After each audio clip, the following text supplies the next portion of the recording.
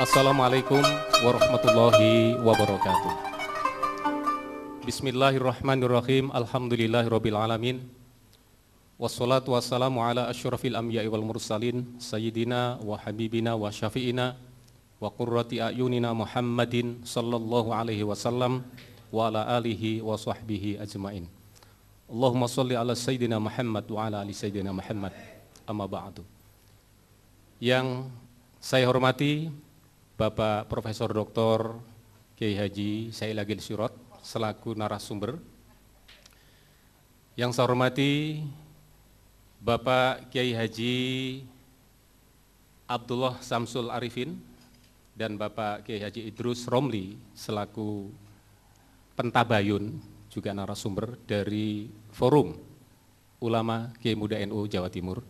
Para masyayikh, para habaib, para auden, peserta diskusan yang berbahagia. Sebagaimana tadi telah disampaikan oleh koordinator bahwa Forum Tabayun dan Dialog Terbuka pada saat ini adalah dalam rangka mencari kejelasan-kejelasan tentang persoalan-persoalan yang terkait dengan pemikiran Bapak Profesor Dr. Kiai Haji Said Agil Sirot yang selama ini mungkin sudah kita baca atau mungkin kita ikuti pemikiran-pemikiran beliau lewat diskusi-diskusi yang pernah mungkin kita gali. Pada saat ini mungkin kita akan lebih gamblang dan lebih jelas lagi dengan forum Tabayun yang sekarang sedang berlangsung. Dan berikutnya untuk menyikat waktu kami persilakan yang terhormat Bapak Kiai Haji Abdullah Samsul Arifin dan kemudian nanti dilanjutkan oleh Bapak Kiai Haji Idrus Romli, masing-masing waktunya 30 menit Ustaz ya. 30 menit. Kami persilakan. Ashabul fadilah, para masyayikh, para kiai, para habaib, para sepuh, para hadirin, para audien, wa nakhussu bidzikri limudiril ma'had Bumi Sholawat wa murabbi ruhina Kiai Haji Agus Ali Masyuri, narasumber kita pada siang hari ini, Sahibul Fadilah Profesor Dr. Kiai Haji Said Agil Sirot MA, Ketua PBNU, para hadirin, para audien yang kami muliakan. Sebuah tradisi yang cukup bagus untuk dipertahankan di dalam Jam'iyah Nahdlatul Ulama adalah adanya diskusi, adanya dialog, adanya sharing pemikiran, musyawarah, mudzakarah dan sebagainya, termasuk juga kita diajarkan untuk terbiasa mengkritik terhadap pemikiran-pemikiran orang lain, baik di dalam Nahdlatul Ulama itu sendiri ataupun di luar Nahdlatul Ulama. Akan tetapi di balik itu ada tradisi juga yang selalu dijunjung tinggi oleh Nahdlatul Ulama, bahwa kritik-kritik pemikiran kepada orang lain harus didasarkan pada konsep, kepada kejelasan orientasi, pada hujah, kepada dalil yang dapat dipertanggungjawabkan sesuai dengan kriteria-kriteria yang selama ini dianut oleh Jam'iyah Nahdlatul Ulama. Atas dasar inilah maka forum pada saat ini tidak bermaksud untuk membuka atau menampakkan kepada para halayak tentang adanya pemikiran-pemikiran dari beberapa tokoh NU yang sekarang sedang ramai dibicarakan untuk diungkit-ungkit kembali, akan tetapi karena itu sudah menggelinding yang tentunya banyak orang tahu sejauh mana pemikiran-pemikiran yang dianggap nyeleneh, dianggap keluar dari mainstream Nahdlatul Ulama itu dapat dipertanggungjawabkan atau paling tidak ada klarifikasi kepada para halayak, utamanya kepada keluarga besar Jam'iyah Nahdlatul Ulama, bahwa apa yang mereka tuduhkan, apa yang mereka dengar sebetulnya tidak benar. Lah ini mungkin yang sangat perlu untuk kita temukan jawabannya di dalam forum dialog seperti pada siang hari ini. Oleh karena itu, untuk menyingkat waktu, di sini ada beberapa persoalan yang ingin kami mintakan klarifikasi kepada yang terhormat Al-Wajil Profesor Dr. Kiai Haji Said Agil Sirot terkait dengan beberapa lontaran pemikiran-pemikiran beliau yang dimuat di berbagai media, utamanya di dalam salah satu buku beliau, Tasawuf sebagai Kritik Sosial, yang terbit beberapa tahun yang lalu. Ada beberapa hal yang ingin kami klarifikasi yang tentunya nanti kami harap beliau bisa memberikan penjelasan bahwa pemikiran-pemikiran beliau adalah pemikiran yang tidak keluar dari mainstream Ahlussunnah wal Jamaah dan sesuai dengan tradisi yang selama ini ada di dalam Jam'iyah Nahdlatul Ulama, baik dari proses pengambilan dalilnya ataupun hujah-hujah yang digunakan sesuai dengan tradisi yang ada dalam Nahdlatul Ulama. Pertama, yang perlu kami klarifikasi bahwa beliau menurut kami telah melakukan sebuah liberalisasi pemikiran di dalam Ahlussunnah wal Jamaah dan di dalam pemikiran Islam itu sendiri. Di mana dalam salah satu pernyataannya beliau menyatakan kelahiran Aswaja secara historis tidaklah bisa dilepaskan dari perkembangan politik yang terjadi pada saat ini, bahkan kehadiran Islam pun syarat dengan nuansa politis. Lebih-lebih pada bagian yang terakhir, ketika kehadiran Islam itu dianggap sebagai sesuatu yang syarat dengan kepentingan politis, ini sangat menggelitik kami. Karena dalam keyakinan kami, Islam sebagai agama wahyu diturunkan oleh Allah semata-mata untuk menjadi penuntun, untuk menjadi aturan yang bisa mengantarkan umat ila ma fihi salahu ma'ashihim wa ma'adihim. Tidak karena ada suatu kepentingan politik, tetapi memang Allah yang berhajat untuk menurunkan agama itu sendiri sebagai pengejawantahan dari tujuan diciptakannya manusia, wa ma khalaqtul jinna wal insa illa liya'budun. Bagaimana manusia bisa menghamba, bisa menyembah kepada Allah, maka harus diatur dengan seperangkat aturan, yang aturan itulah yang kemudian disebut dengan ad-din, yang disebut dengan Islam yang kita yakini, menurut kita, menurut Ahlussunnah wal Jamaah versi Nahdlatul Ulama, kalau mau dipersempit lagi, sebagai dinun sa'ikun lidawil uqulis salimah ila ma huwa fihi salahu ma'ashihim wa ma'adihim. Jadi ketika dianggap bahwa kelahiran Islam syarat dengan nuansa politik, ini seakan-akan menafikan keberadaan Islam sendiri sebagai agama wahyu yang memang diturunkan oleh Allah untuk mengatur bagaimana perilaku dan cara manusia untuk menghambakan diri kepada Allah Subhanahu wa taala. Ini yang kami mohon adanya klarifikasi. Termasuk Aswaja itu sendiri. Memang kita akui bahwa kemunculan Ahlussunnah wal Jamaah, kemunculan nama Ahlussunnah wal Jamaah, Aswaja, ini kadang-kadang kalau di NU sering diplesetkan menjadi Azwaja ini. Ya, karena kalau belum Azwaja kayaknya belum pas jadi ketua PBNU ini. Harus Azwaja dulu, tidak hanya Aswaja ini. Jadi kelahiran Ahlussunnah wal Jamaah memang secara kelembagaan sebagai sebuah aliran, sebagai sebuah madhab yang rumusannya tuntas di tangan Abil Hasan al-Imam al-Asy'ari radhiyallahu an dan Abi Mansur al-Maturidi, itu baru muncul pada akhir abad ketiga dan awal abad keempat Hijriah. Tetapi nomenklatur penamaan Ahlussunnah wal Jamaah sudah ada pada akhir masa sahabat. Ini secara penamaan, akan tetapi kalau kita melihat kepada hakikat dan substansi daripada Ahlussunnah wal Jamaah itu sendiri, kita meyakini bahwa Aswaja lahir bersamaan dengan lahirnya Islam itu sendiri. Karena yang diperjuangkan oleh Ahlussunnah wal Jamaah adalah mengembalikan Islam sebagaimana diajarkan, diamalkan oleh Rasulullah dan dipraktekkan bersama-sama dengan para sahabat. Jadi cukup menggelitik. Mungkin apakah ini hanya sebatas pandangan beliau bahwa yang dimaksud lahirnya Islam, lahirnya Aswaja dilihat hanya pada aspek dimensi historisnya saja, tanpa melihat substansi daripada Islam dan Aswaja itu sendiri, sehingga beliau berani mengatakan bahwa kelahiran Islam tidak bisa dilepaskan dari persoalan atau syarat dengan nuansa politik. Ini yang perlu kami mintakan klarifikasi, karena setelah kita melakukan kajian, pernyataan-pernyataan beliau ini kurang pas, kurang cocok dengan apa yang diajarkan oleh sesepuh-sesepuh kita, utamanya yang disampaikan oleh Hadratus Syekh Kiai Haji Hasyim Asy'ari, baik di dalam Qanon Asasi ataupun di dalam Risalah Ahlussunnah wal Jamaah. Kedua, beliau Profesor Dr. Kiai Haji Said Agil Siraj membawa paradigma yang keluar dari mainstream Aswaja. Ini dugaan sementara kami, sebelum nanti ada jawaban dan klarifikasi dari beliau. Seperti yang ditegaskan keluar dari mainstream Aswaja sebagaimana yang diajarkan dan dikembangkan oleh Hadratus Syekh Kiai Haji Hasyim Asy'ari. Ini nampak sekali dengan beberapa kasus di mana beliau banyak mengadopsi logika Syiah dan Mu'tazilah dan diklaim sebagai pemikiran Aswaja. Di antara paradigma Syiah dan Mu'tazilah yang diadopsi oleh beliau, beliau menyampaikan di dalam buku Tasawuf sebagai kritik sosial itu pada halaman 80, 81, 416 dan 417, bahwa Ahlussunnah wal Jamaah dengan konsep keimanan terhadap qada dan qadar Allah itu berarti Jabariyah. Sedangkan Jabariyah dikembangkan dan didukung oleh Muawiyah bin Abi Sufyan guna melanggengkan status quo serta meyakinkan keabsahan dinastinya.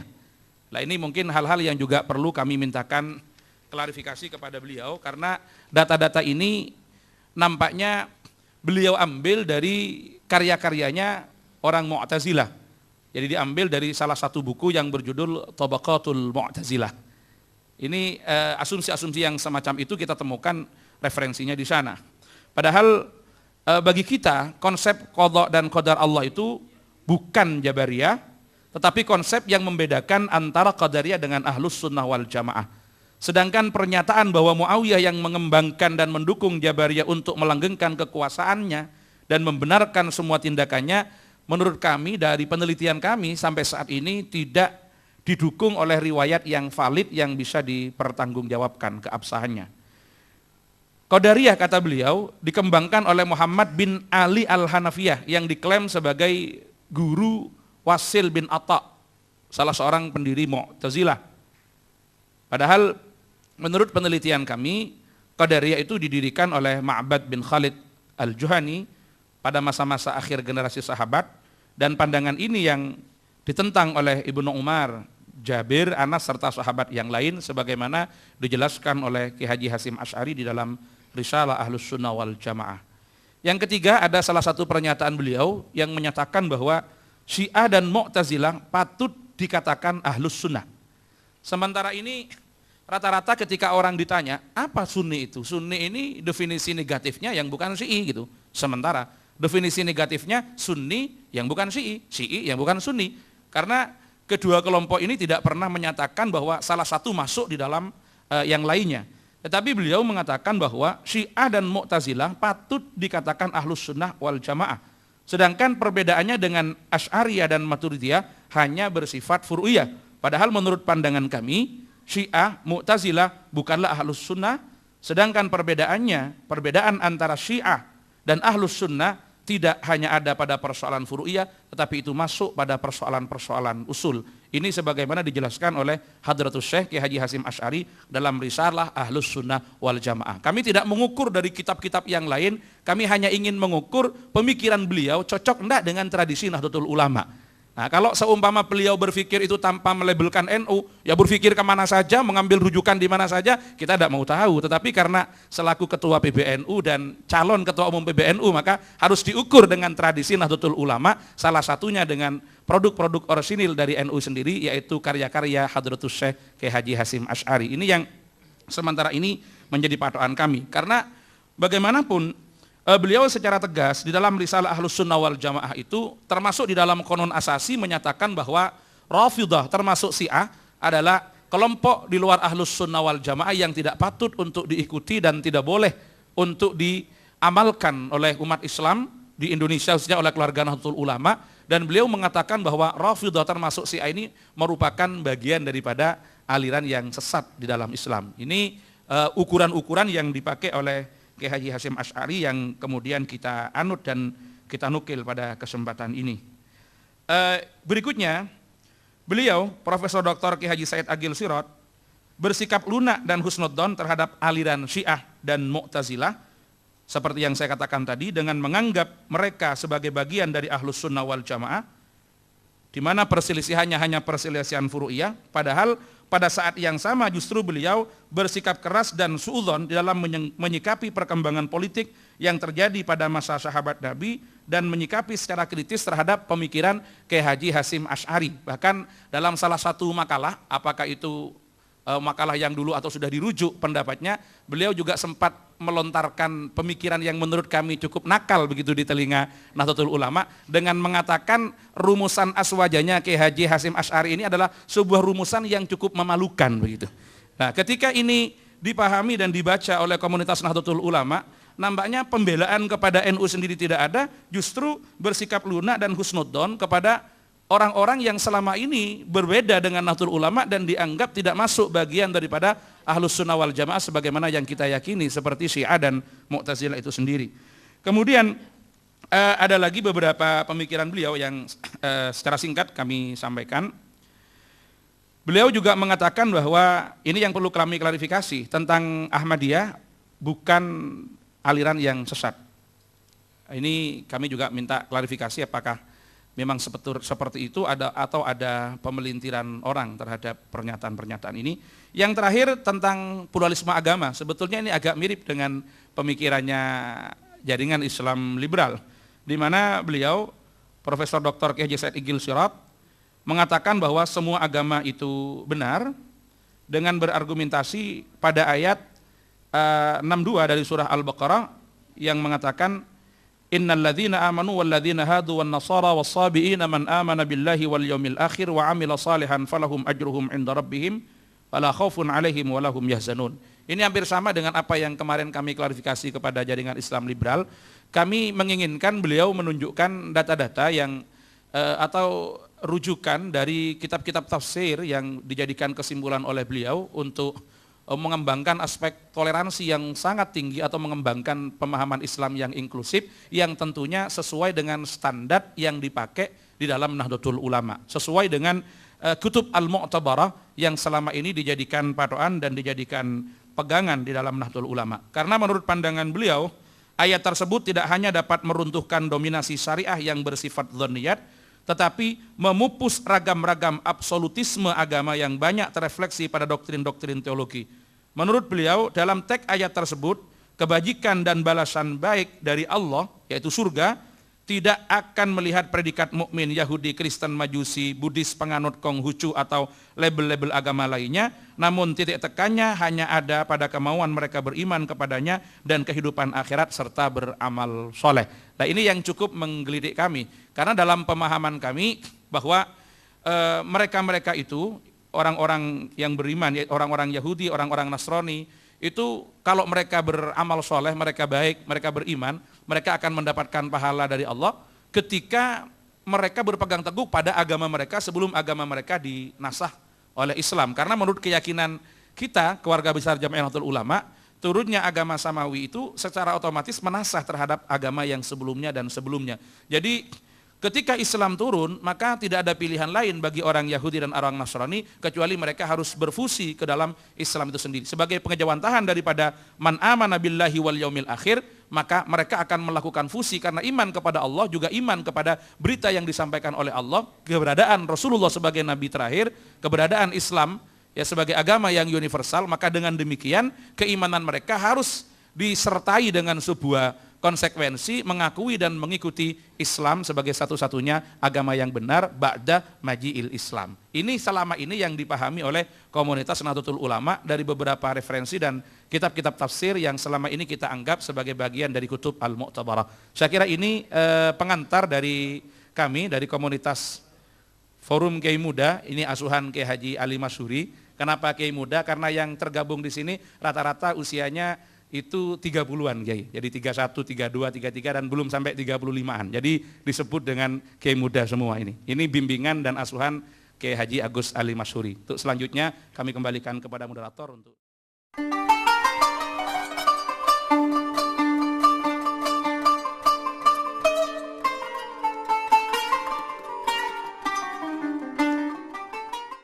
Kami langsung silahkan kepada yang terhormat Bapak Kiai Haji Said Agil Siraj untuk memberikan penjelasan apa yang telah disampaikan. Assalamualaikum warahmatullahi wabarakatuh. Bismillah, alhamdulillah, wassalatu wassalamu ala sayyidina wa maulana Muhammad Rasulillah wa ala alihi wa sahabati wa man tabi'a sunnatahu wa jama'atah min yaumina hadha ila yaumin nahdah. Sayyidi Syekh Kiai Haji Gus Ali Masyhur Atallah Baqa'ah Zukhranana wal ummah Sadatana al-ulama wal masyayikh wal asatidh wal fakirin wal mustaqafin wal mutahaddirin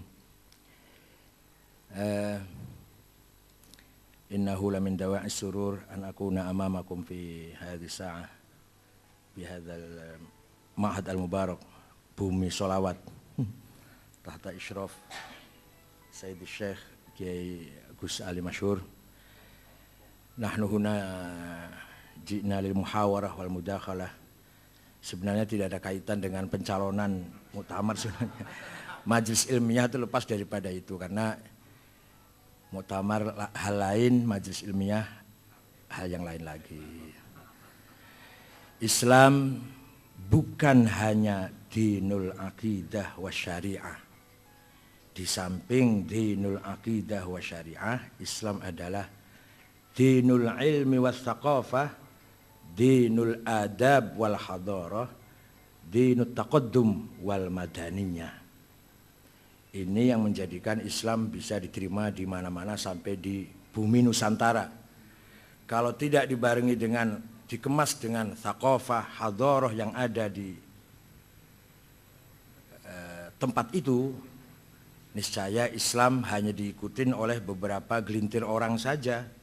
Kalau hanya akidah dan syariah. Kalau hanya akidah dan syariah, pasti umatnya sedikit. Tapi karena dibingkai, disinergikan dengan produk manusia, produk karya manusia, maka disebut thaqafah kalau di bidang pemikiran, hadarah kalau di bidang prestasi, madaniyah kalau di bidang manajerial, aturan, undang-undang, maka Islam bisa tersebar sampai ke Indonesia terutama atau sampai ke Eropa. Apa yang dikatakan oleh Pak Dr. Abdul Arif itu benar semua. Saya tidak memungkiri omongan saya itu. Pendapat saya, menurut saya benar, mungkin salah. Pendapat orang lain menurut saya salah, mungkin benar. Qul inna au iyyakum la ala hudan au fi dhalalim mubin. Itu Al-Qur'an memberi pengarahan kepada Rasulullah ketika kedatangan tamu Nasara Najron. Ketika kedatangan Kristen Najron, Allah merintahkan kepada Rasulullah agar berdialog dengan mereka dan mengatakan inna au iyyakum, kami atau Anda semua la ala hudan, yang benar, au fi dhalalim mubin. Itu termasuk adabul bahsi wal munadharah. Pertama, kelahiran Islam syarat dengan politik. Ya saya kan cuma nukil nerjemah ya, bukan karangan saya, bukan bikinan omongan kulo. Ini ada Tarikh Al-Kamil Ibn Al-Athir. Ini ahli sunnah sakpole Ibn Al-Athir ini. Ahli sunnah tenanan, bukan Syiah, bukan Mu'tazilah. Qala Ibn Abbas, awwalu man shalla alaihi. Wa qala Jabir, bu'itsan Nabi sallallahu alaihi wasallam yaumal itsnain wa shalla Aliyun yaumal tsalatsa. Orang pertama kali sholat itu Sayyidina Ali setelah Rasulullah. Rasulullah mendapat wahyu hari Senin, Sayyidina Ali sholat hari Selasa. Yang ngomong gini masa Syiah, ini kenyataan. Wa qala Zaid bin Arqam, awwalu man aslam ma'an Nabi sallallahu alaihi wasallam Ali. Nah, kemudian wa qala Afif Al-Kindi, kuntu imra'an tajiran, saya pedagang. Faqadimtu Makkah ayyamal hajj fa'ataitul Abbas. Saya pedagang datang ke Mekah hari-hari haji. Kemudian saya ketemu Sayyidina Abbas. Fa baina nahnu andahu idh kharaja rajulun faqama tijahal Ka'bah yusalli. Ketika saya sedang duduk-duduk dengan Abbas, tiba-tiba muncul seorang menghadap Ka'bah salat. Tsumma kharajat imra'atun tusalli ma'ah. Kemudian disusul seorang perempuan salat bersamanya. Tsumma kharaja ghulamun faqama yusalli ma'ah. Kemudian datang pula remaja salat bersamanya. Fakult, saya tanya, ya Abbas ma hadzal din? Agama apa iki? Faqala Abbas, hadza Muhammad ibnu Abdullah ibni akhi. Ini Muhammad anak saudara saya Abdullah. Za'ama, Muhammad mengira annallaha arsalahu, Allah telah mengutusnya, wa anna kunuza Kisra wa Kaisar satuftahu alaih. Ini sudah bahasa politik namanya. Menurut pemahaman zaman sekarang. Kalau sudah fatah, itu sudah bahasa politik, kekuasaan maksudnya. Menurut Muhammad mengira, kata Abbas, dia diutus oleh Allah dan kekayaan raja dan kaisar, Kisra dan kaisar Persia dan Romawi, satuftahu alaih, akan dikuasainya, akan dikuasai olehnya. Wa hadhi imra'atuhu Khadijah amanat bih. Dan ini istrinya ini Khadijah, dia percaya kepadanya. Wa hadzal ghulam Ali bin Abi Thalib amana bih. Dan yang satu itu yang remaja itu Ali itu bin Abi Thalib juga iman kepadanya. Wa aimullahi ma'alam ala dhil ard ahadan ala hadzal din illa haulai thalathah. Demi Allah saya enggak tahu agama di atas bumi yang seperti ini kecuali yang orang tiga ini, yang diikuti oleh orang tiga ini. Qala Afif laitani kuntu rabi'an. Mudah-mudahan saya nanti yang nomor 4. Jadi agama ini baru orang tiga, Muhammad, Khadijah dan Ali. Kata Afif, mudah-mudahan aku nomor 4-nya. Bahasa satuftahu kunuza, satuftahu alayya, katakan Rasulullah satu alaihi, kunuz Kisra wa Kaisar, ini sudah bahasa politik. Artinya Nabi Muhammad sudah punya program politis, yaitu akan menguasai Romawi dan Persia. Begitu pula Wali Songo. Wali Songo juga punya proyek politik itu. Di samping ya jelas kalau dakwah akidah ya pasti itu ya, tapi juga proyek politik. Maka sebelum ada kerajaan Islam masih dakwah bis-tsaqafah wal hadarah, tapi begitu berdiri kerajaan Demak oleh Raden Fatah atas izin Sunan Ampel, itu sudah mulai di situ masuk kekuasaan atau masuk politik. Dan alhamdulillah Majapahit, Pajajaran, Sriwijaya hilang kertaneng bumi, hilang sirno kertaneng bumi. Tidak usah dibom, tidak usah diserang, sudah hilang sendiri. Surodiro Jayaningrat lebur dening pangastuti. Kejayaan keningratan orang Hindu lebur hancur oleh doanya santri pangastuti itu. Santri dulu tapi. Kalau santri sekarang sudah ndrobos doanya. Keseringan bikin proposal. Jadi bisa dipahami bahwa lapal atau statement pernyataannya Abbas mengatakan za'ama annallaha arsalahu wa anna Kisra wa Kaisar Persi wa Romawi satuftahu alaih, ini sudah proyek politik, agenda politik, agenda kekuasaan. Jadi Islam tidak bisa lepas dari agenda kekuasaan. Hanya metodenya, caranya, sistemnya beda-beda. Ada yang bila perlu bil qital, bila tidak perlu ya bidakwah, bil hikmah wal mau'izatul hasanah. Tapi kepepet ya bil qital, bil harb. Dan ternyata berhasil Rasulullah itu. Persi sudah hilang ketika zaman Utsman bin Affan. Dimulai dengan ketika zaman Sayyidina Umar, perang Al-Qadisiyah di bawah komandan Sa'ad bin Abi Waqqas sudah mulai menggetarkan Persi, rajanya sampai lari. Kemudian Sayyidina Utsman melanjutkan apa yang dimulai oleh Sayyidina Umar sampai terakhir Raja Persi Yazdirjid kedua mati dan selesailah sudah yang namanya Imperium Persia yang sudah ratusan tahun sejak dimulai dibangun oleh Maharaja Diraja Khoras dengan agamanya Zoroaster, kitab sucinya Avesta Sandinista. Kalau Romawi bertahan lama, baru hilang Romawi dari peta bumi tahun 1455. Baru kemarin ini artinya baru 500 tahun ya, 1455, yaitu Sultan Muhammad Al-Fatih dari dinasti Utsmaniyah. Itu menurut saya ini pemahaman politik. Jadi sekedar pemahaman ya. Kalau bacanya cuma utawi iku letterlek ya enggak jauh itu. Tapi saya dulu juga baca kitab utawi iku saya hafal. Fa utawi li mubtada iku khobar opo li fa'ilin wa naibih dhohar wa ing li maf'ulin bihi krono li maf'ulin li ajlihi wa ing dalem dhorof serta li maf'ulin ma'ah wa kang sifah silatu mausulin kadza mithlu sifah wa mutlaqul maf'uli fihi kelawan kadza kabaul jarri fatlu bil bayan apane litamyizi hale halu fajtahidu bil hifdzi ya rijalu. Juga saya hafal itu. Artinya dulu juga saya ngaji utawi iku, dulu juga sama. Malah pernah ngaji Ja'a Zaidun, saya enggak paham, baru paham sekarang bahwa itu kategori 10.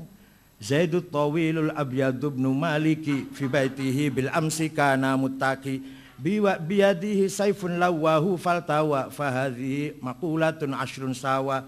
Rupanya kiainya ngajarnya kurang paham, apalagi yang ngajinya. Saya paham sekarang, oh itu kategori 10. Zaidun itu esensi atau will quality, al-abyad quality, ibnu malik relasi, fi baitihi peles, bil amsi times, karena mutaki posisi biadi saifun to have, lawahu aksi faltawa reaksi. Itu Syekh Ahmad Zaini Dahlan yang bikin kitab Ja'a Zaidun, gurunya Syekh Muhammad Nawawi Banten dan Syekh Ahmad Khotib Sambas. Ahmad Khotib Sambas wafat tahun 1794. Kalau Muhammad Nawawi Banten wafat tahun 1884. Khotib Sambas 1792. Kalau Muhammad Nawawi Banten 1884. Syekh Nawawi Banten punya murid Ki Mahfud Termas. Mahfud Termas punya murid Ki Hasyim Asy'ari. Ki Hasyim Asy'ari diganti putranya Wahid Hasyim. Wahid Hasyim ganti putranya Abdurrahman Wahid. Abdurrahman Wahid diganti Hasyim Muzadi. Ahmad Zaini Dahlan muridnya Syekh Ad-Dasuqi yang punya Ummul Barahin. Ad-Dasuqi muridnya Al-Baijuri yang punya Jauhar Tauhid. Al-Baijuri muridnya Abu Abdullah Muhammad As-Sanusi yang punya Al-Aqidatul Kubra. As-Sanusi muridnya Muhammad Abduddin Al-Iji yang punya Al-Mawaqif fi Ilmil Kalam 7 jilid. Al-Iji muridnya Muhammad bin Umar Fakhrur Razi yang punya kitab banyak termasuk Mafatihul Ghaib, Al-Mabahithul Masyriqiyah, Al-Matalibul Aliyah dan lain-lainnya. Razi gurunya adalah Abdul Karim Asy-Syahristani yang punya Al-Milal wa Nihal, Musara'atul Falasifah, Nihayatul Iqdam fi Ilmil Kalam. Syahristani muridnya Abu Hamid Muhammad Al-Ghazali yang kitabnya sangat banyak. Imam Ghazali muridnya Abdul Malik Al-Juwaini Imamul Haramain yang punya Al-Lataiful Isyarat, Al-Kafiyah fil Jadal, Ghiyathul Umam, Al-Arba'in fil Suluddin. Imam Haramain muridnya Abu Bakar Al-Baqillani yang punya At-Tamhid, Al-Insaf, Al-Bayan, Al-I'jaz. Al-Baqillani muridnya Abu Abdillah Al-Bahili, kitabnya hilang nggak ada. Al-Bahili muridnya Abul Hasan Ali Al-Asy'ari. Radhiyallahu anhum kulluhum. Asy'ari kitabnya Al-Ibanah, Maqalatul Islamiyin, Al-Luma', Risalah ila Ahli Thagar, itu yang saya punya, yang lainnya masih banyak. Asy'ari orang Mu'tazilah, 40 tahun aktivis Mu'tazilah. Kemudian beliau keluar dari Mu'tazilah karena Mu'tazilah hampir jil, hampir jil. Salah satunya Mu'tazilah mengatakan membaca ayat Quran harus masuk akal. Qul a'udzu birabbil falaq min syarrin ma khalaq. Saya berlindung kepada Allah yang Rabbil Falak dari kejahatan yang tidak, ma'nya nafi. Itu Mu'tazilah kalau baca Falak itu ma'nya manafi bukan ma isim mausul. Ya, karena Allah menurut Mu'tazilah tidak menciptakan kejahatan. Termasuk prinsip Mu'tazilah as-sulh wal aslah. Nah, Asy'ari muridnya orang Mu'tazilah Abu Ali Al-Jubai. Abu Ali muridnya Abu Hashim Al-Jubai. Abu Hashim muridnya Abul Huzail Al-Allaf. Abul Allaf muridnya Ibrahim An-Nazzam. An-Nazzam muridnya Amr bin Ubaid, pencipta ilmu balaghah. Amr bin Ubaid muridnya Wasil bin Atha. Wasil bin Atha pendiri Mu'tazilah, orang pinter tapi sayang tidak bisa mengucapkan R. R itu nggak bisa. Tapi kalau bicara berjam-jam bisa menghindar huruf R. Jadi nggak pernah ketemu dengan ro itu kalau ngomong. Dan beliau pernah mengislamkan satu kali majelis wahid 6.000 orang majusi masuk Islam dengan hujahnya, dengan kecerdasannya, dengan ilmu kalamnya. Itulah Mu'tazilah. Wasil bin Atha, muridnya Muhammad putra Sayyidina Ali dari istri kedua. Siti Fatimah wafat, Sayyidina Ali nikah lagi dengan seorang perempuan namanya Khawlah binti Ja'far dari suku Bani Hanifah. Maka Muhammad untuk membedakan dengan Sayyidina Hasan dan Husain diberi Muhammad bin Hanafiyah. Orangnya cerdas, bukan masalah cerdas, orangnya terjunnya di ilmu. Kalau Sayyidina Hasan Husain politik. Ini saya bisa mau ngeritik Ahlul Bait, berarti saya bukan Syiah. Nah, saya mau ngeritik Ahlul Bait nih, berarti saya bukan Syiah. Ahlul Bait itu sayangnya sibuk politik, sayangnya. Sayyidina Hasan sibuk politik, Sayyidina Husain politik, Ali Zainal Abidin, Muhammad Al-Baqir, Ja'far Shadiq, Musa Al-Kazim, Ali Ridho, Muhammad Al-Jawad, Ali Al-Hadi, Hasan Askari, Imam Zaid, semuanya politik semua, aktivitasnya itu. Seandainya Ahlul Bait itu terjun di ilmu, kalah semua itu. Kalah semua itu, Imam Bukhari, Muslim, Imam Hasan Basri. Imam Hasan Basri itu bapaknya saja masih majusi, namanya Syekh Yasar. Seandainya Sayyidina Hasan Husain kok ke ilmiah, Imam Hasan Basri kalah. Entah hikmatullah ya, hikmah dari Allah. Ahli Bait terjun politik, maka ilmu di take over oleh kebanyakan mawali. Mawali itu artinya bekas budak, tapi sudah tidak. Iya, bekas budak, bekas tahanan perang. Hasan Basri bapaknya tahanan perang dan seterusnya. Fudail bin Iyad, Sufyan Tsauri itu semua bukan orang Arab semua itu. Yang ahli hadis itu nggak ada satupun orang Arab. Satu aja nggak ada orang Arab ahli hadis. Bukhari, Muslim, Abu Dawud, Tirmidzi, Nasai, Ibnu Majah, Daruqutni, nggak ada orang Arab itu. Ibnu Huzaimah. Imam 4 itu yang Arab 2, yang 2 bukan. Imam Syafi'i dan Malik orang Arab, Imam Hanafi dan Hambali bukan orang Arab. Ahli tafsir itu yang besar-besar bukan orang Arab. Ibnu Jarir, Ja'far At-Tabari orang Tabaristan, dan Razi juga orang Rai, ini mufassirin. Walhasil kelemahan Ahlul Bait waktu itu tergoda, terjebak oleh politik. Oleh karena itu yang membangun peradaban thaqafah, hadarah bukan politikus tapi para ulama dan mufakirin. Seandainya tidak ada model orang kayak Hanafi, Syafi'i, Malik, Hambali, Bukhari, Muslim dan teman-temannya, Imam Abu Asy'ari, Imam Junaid, niscaya Islam tanpa ilmu. Niscaya Islam hanya politik. Seandainya nggak ada NU di Indonesia ini, Islam tinggal pelangnya saja. Itu pun kalau orang NU-nya tetap khitoh. Kalau ke politik ya udah politik semua. Jadi yang membesarkan Islam selama ini ilmil ulama, bukan siasatil zu'ama, bukan. Para politisi itu 4 orang saja yang baik. 1, Umar bin Abdul Aziz dari dinasti Bani Umayyah. 2, Harun Rashid dari dinasti Bani Abbasiyah. 3, Salahuddin Al-Ayyubi dari Ayyubiyah. Dan Sultan Muhammad Al-Fatih dari Utsmaniyah. Lainnya, raja-raja yang lain tidak beda dengan kayak Pak Harto atau kayak... Ya biasa ya, kalau dengan lawan membunuh dengan kejam biasa itu. Bahkan banyak sekali ya dinasti Utsmaniyah tuh anak membunuh bapaknya supaya cepat-cepat jadi raja kan. Nunggu mati anaknya kok, nunggu mati bapaknya kok suwi banget pateni wae. Sultan Brunei mengkudeta bapaknya. Amir Qatar sekarang ini juga menggulingkan bapaknya. Bapaknya dibuang ke Inggris, dia rebut kekuasaannya. Nggak sabar ngenteni bapaknya mati. Nah itu kalau sudah bicara politik. Jadi yang mengangkat Islam ini adalah al-thaqafah, al-ilm, al-hadarah yang digeluti atau dikembangkan oleh ilmu ulama. Kemudian sejarah politik Islam. Ya saya sendiri heran ya, saya juga heran Pak Abdullah Arif, kenapa antar sahabat kadang pisu-pisuan, perang Jamal itu yang mati dari kedua belah pihak sampai 8.000, perang Siffin, surat-suratnya antara Sayyidina Ali dan Muawiyah kadang ya saling ya adu Allah, bahasa gitu loh, bahasa wahai musuh Allah gitu, bahasa begitu. Saya juga heran kenapa menggunakan bahasa gitu. Jadi kalau kita masih begini masih mending masih. Kalau hanya beda Karsa dan Kaji hanya ya nggak sampai perang Jamal itu masih bagus itu. Dulu sampai perang Jamal. Ini sejarah. Tidak bisa ditutup-tutupin, tertulis dalam buku sejarah. Nah, saya sekedar membaca, menerjemahkan sedikit, nukil sedikit, langsung dituduh Syiah. Karena memang kita nggak biasa menganalisis sejarah. Makanya di Universitas Zaitun di Tunis, Zaitunah di Tunis, menerima mahasiswa yang bukan Arab hanya 1 di jurusan sejarah peradaban Islam. Tidak menerima di syariah atau lughah enggak. Karena apa? Karena mereka tahu yang dibutuhkan tuh bagi yang non Arab yang datang dari Indonesia, Malaysia dan sebagainya itu adalah sejarah.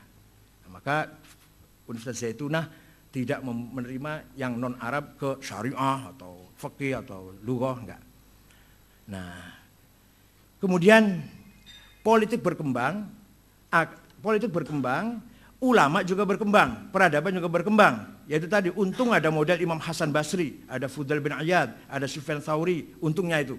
Ada Abdullah Al-Muhasibi, Abdul Harith Al-Muhasibi, Abdullah Ibnu Kullab, Abu Bakar Al-Qolanisi. Itulah pemikir-pemikir sebelum Imam Asy'ari.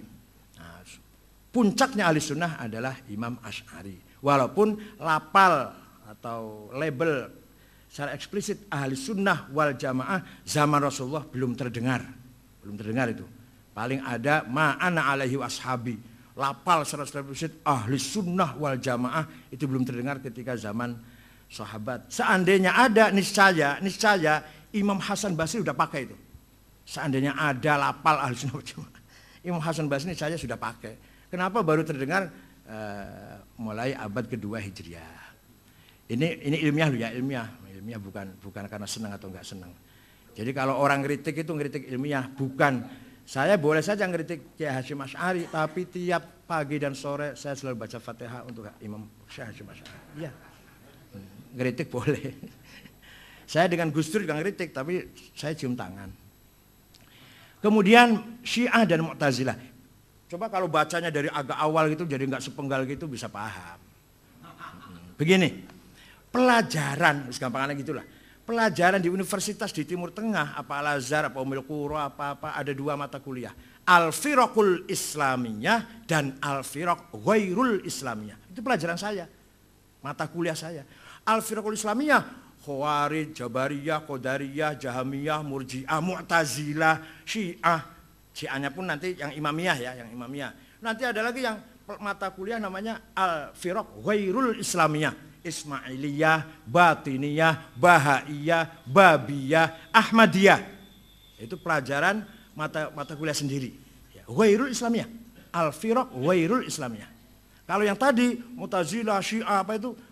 Nama mata kuliahnya Al-Firaq Al-Islamiyah. Jadi apa artinya? Artinya partai-partai itu masih koridor, dalam koridor Islam. Lahirnya dari betul-betul dari ihtikak wal munafasah di dalam internal masyarakat Islam sendiri, bukan intervensi dari orang luar. Kalau sudah kebatinan, sudah Ismailiyah, Bahaiyah, Qadianiyah, Babiyah, nah itu sudah intervensi dari eksternal. Ada agenda dari musuh Islam. Kalau Syiah, Ahli Sunnah, Jabariyah, Qadariyah itu lahir dari perut orang Islam. Sama seperti di kita. NU, Muhammadiyah, Wasliyah, Nahdlatul Wathon, Perti, Syariah, dari perut bangsa Indonesia. Tapi kalau HTI, Majelis Mujahidin, Salafi itu ekspor itu. Impor itu. Nah, tapi kalau NU, Muhammadiyah dengan segala perbedaannya lah, bagaimanapun orsinil dari pergerakan, gesekan, kompetisi, berlomba-lomba, Muhammadiyah dan NU muncul, Masyarakat Islam, Nahdlatul Wathon, Persis masih dari perutnya orang bangsa Indonesia. Artinya mau nggak mau, sejarah Islam Indonesia adalah pasti sejarahnya NU, sejarahnya Muhammadiyah, sejarahnya Syarikat Islam, sejarahnya Persis, sejarahnya Nahdlatul Wathon, sejarahnya Al-Khairat, itu pasti. Kalau kita mau ingin tahu sejarah Islam di Indonesia. Sejarah Islam secara dunia pasti. Kalau ingin tahu, kalau ingin baca sejarah Islam secara keseluruhan, ya pasti nanti akan bicara Mu'tazilah, Syiah, Khawarij, Jabariyah, Qadariyah, Murji'ah, Jahamiyah, Ahli Sunnah, Sufi, Falasifah, pasti. Ya itulah sejarah kita. Itu milik kita, semua milik kita. Nggak bisa dihindari. Hanya memang ada perbedaan, tapi itu adalah hasil Thaqafah, hadarah umat Islam. Orsinil itu, bukan karena apa namanya? Transnasional. Malah ketika itu Muawiyah pernah ditawari oleh Romawi. Saya bantu ya, nolak Muawiyah waktu perang dengan Sayyidina Ali. Kata Muawiyah, enggak, saya enggak butuh bantuan. Hanya saya ingin damai dengan kamu, sementara saya lagi ngadepin Ali dulu. Jangan berhenti dengan Romawi perangnya dulu. Tapi mau dibantu enggak? Masih bagusnya begitu. Nah, masalah jadi secara keseluruhan Syiah, Mu'tazilah dan semua tadi masih aset khazanah pemikiran Islam, tidak keluar dari Islam. Bahkan saya mengatakan tidak keluar dari Ahli Sunnah karena selama masih menjunjung tinggi Al-Quran, nomor 2 hadis, nomor 3 baru akal. Itu masih Ahli Sunnah itu. Secara umum dulu, secara umum. Jadi pertama kali itu kan seperti suratnya Imam Syafi'i. Gubernur Abdurrahman Al-Mahdi kirim surat pada Imam Syafi'i. Saya kalau memahami Quran nggak paham, global, umum, coba terangkan. Imam Syafi'i panggil muridnya Rabi' bin Sulaiman Al-Muradi, duduk. Ini balas surat yuk, ini ada surat dibalas yuk. Kamu tulis, saya yang dikte. Uktub ar-risalah, tulis surat. Nah, surat Imam Syafi'i itu 300 halaman. Nah, itulah jadi kitab ar-risalah awal man ansya'a ilmu usul fiqh. Faslun fil bayan. Kalau ingin memahami Islam, pertama cari di bayan ilahi, bayan Qur'ani. Tapi Quran harus tahu ada mutasyabihah, ada muhkamah, ada hakikat, ada majaz, ada nasikh, ada mansukh, ada dan seterusnya. Kalau di Quran enggak ketemu, baru bayan nabawi. Bayan nabawi ada mutawatir, masyhur, aziz, ahad. Itu pun masih ada 4 grade. yang paling bobotnya tajam, kalau redaksinya hadis, amarona Rasulullah, nahana Rasulullah an kadza, itu bobot nomor 1. Nomor 2, yang bobotnya nomor 2, kunna ma'a Rasulillah naf'alu kadza. Saya bersama-sama Rasulullah mengerjakan begini. Nomor 3, ra'aitu Rasulullah yaf'alu kadza. Itu nomor 3. Nomor 4, an Rasulillah qala sallallahu alaihi wasallam, hadisnya mubaligh. Ya enggak apa-apa, enggak usah berbobot, enggak apa-apa, mubaligh saja. Yang penting amplopnya besar. Amplop itu penting. Kalau tebal sahih, kalau tipis dhaif. Kalau tipis tapi yang memberikan tuh IPPNU yang cantik, sahih li ghairi. Ada mustalahul amplop. Kemudian Jabariyah, aduh sayang kitabnya nggak saya bawa nih yang cerita itu. Bahwa itu Nasy'atul Fikr Falsafi karangan Dr. Ali Sami Nasyar. Dr. Sami Nasyar itu Asy'ari Tulen abad 20. Nah, itu guru besar Mesir yang membelain mazhab Asy'ari. Ceritanya setelah Sayyidina Ali meninggal, Muawiyah ngomong, semua yang terjadi ini biqudratillah wa qadaihi wa masyiatihi wa ridahu. Lau lam yardo lam yaqa. Ini semua takdir Gusti Allah. Ali kalah, aku menang. Nah, dia kan menang, enggak ada Ali, enggak ada saingan sudah. Dan barang siapa enggak menerima ini, berarti enggak menerima, menolak takdir Allah atau kehendak Allah. Ini kan politis nih, lepas dari benar atau enggak, akidah itu, tapi itu jelas digunakan untuk kepentingan politik. Maka dikanter oleh putra Sayyidina Ali yang namanya Muhammad itu menggelar pengajian di Masjid Madinah, la qada wala qadar, af'alul ibad minal ibad, titik. Tidak ada qada qadar, perbuatan manusia dari manusia. Imannya Abu Bakar, imannya Umar dari Abu Bakar Umar sendiri. Kufurnya Abu Jahal, Abu Lahab dari Abu Lahab, bukan takdir Allah, bukan intervensi Allah. Nah, itu pemikirannya Muhammad bin Hanafiyah. La qadha wa la qadar af'alul ibadi minal ibad. Di antara muridnya yaitu Syekh Ma'bad Al-Juhani dan Ghailan Ad-Dimashqi. Nambahin la qadha wa la qadar af'alul ibad minal ibad wal amru unuf. Ini yang disalahkan oleh Ibnu Umar, wal amru unuf. Tidak ada qada-qadar, perbuatan manusia dari manusia. Allah pun baru tahu kejadian setelah terjadi. Ya Allah kaget, Khoifah kalah. JK kalah itu kaget. Loh, JK kok kalah? Itu Allah kaget. Allah taunya JK kalah setelah kalah itu. Allah taunya Khoifah kalah setelah kalah itu. Wal amru unuf. Itu yang Sayyidina Ibnu Umar mengatakan, ana bari. Saya tidak ikut campur pendapat seperti itu. Itu disebut al-qadariyatul ula. Qadariyah pertama. Nanti akan dimodernisir oleh Wasil bin Atha. Wasil bin Atha mengatakan af'alul ibadi minal ibad la qadha wa la qadar walakinallaha ya'lam. Allah tahu Abu Bakar akan iman, Abu Jahal akan tidak iman, Umar akan iman, Abu Lahab akan tetap kufur, Allah tahu. Tapi imannya Abu Bakar Umar, kufurnya Abu Jahal Abu Lahab bukan takdir Allah, bukan intervensi Allah. Itu menurut Mu'tazilah. Imam Asy'ari mau cari jalan tengah. Nah, tengah itu kadang-kadang tepat, kadang-kadang bulat. Tengah yang namanya tengah. Kadang-kadang nggak jelas. Makanya khitoh itu harus jelas tuh kadang-kadang. Soalnya khitoh itu kadang ada khitoh ideologis, ada khitoh strategis. Kalau udah khitoh strategis itu yang ini alhamdulillah Menteri Agama masih orang NU. Kalau Menteri Agama dapat Salim Jufri, waduh. Ini alhamdulillah Surya Dharma Ali. Jadi NU ada 4. Surya Dharma Ali Menteri Agama, Muhaimin Menteri Tenaga Kerja dan Imigrasi, Faisal Zen itu dari Cirebon, Menteri Percepatan Daerah Tertinggal, dan Pak Muhammad Nuh Menteri Diknas. Ini baru kali ini ada Diknas dipegang oleh orang. Tapi Pak Muhammad Nuh itu NU-nya harus dikawal, NU yang masih harus dikawal gitu. Karena nggak pernah aktif di NU kan? Hanya iya tak? Oh gitu nggih. Saya belum dengar. Sekarang. Tadinya nggak pernah. Jadi walhasil NU, tapi NU yang harus dikawal gitu loh. Kayak Pak Slamet Effendi Yusuf, itu NU 100%.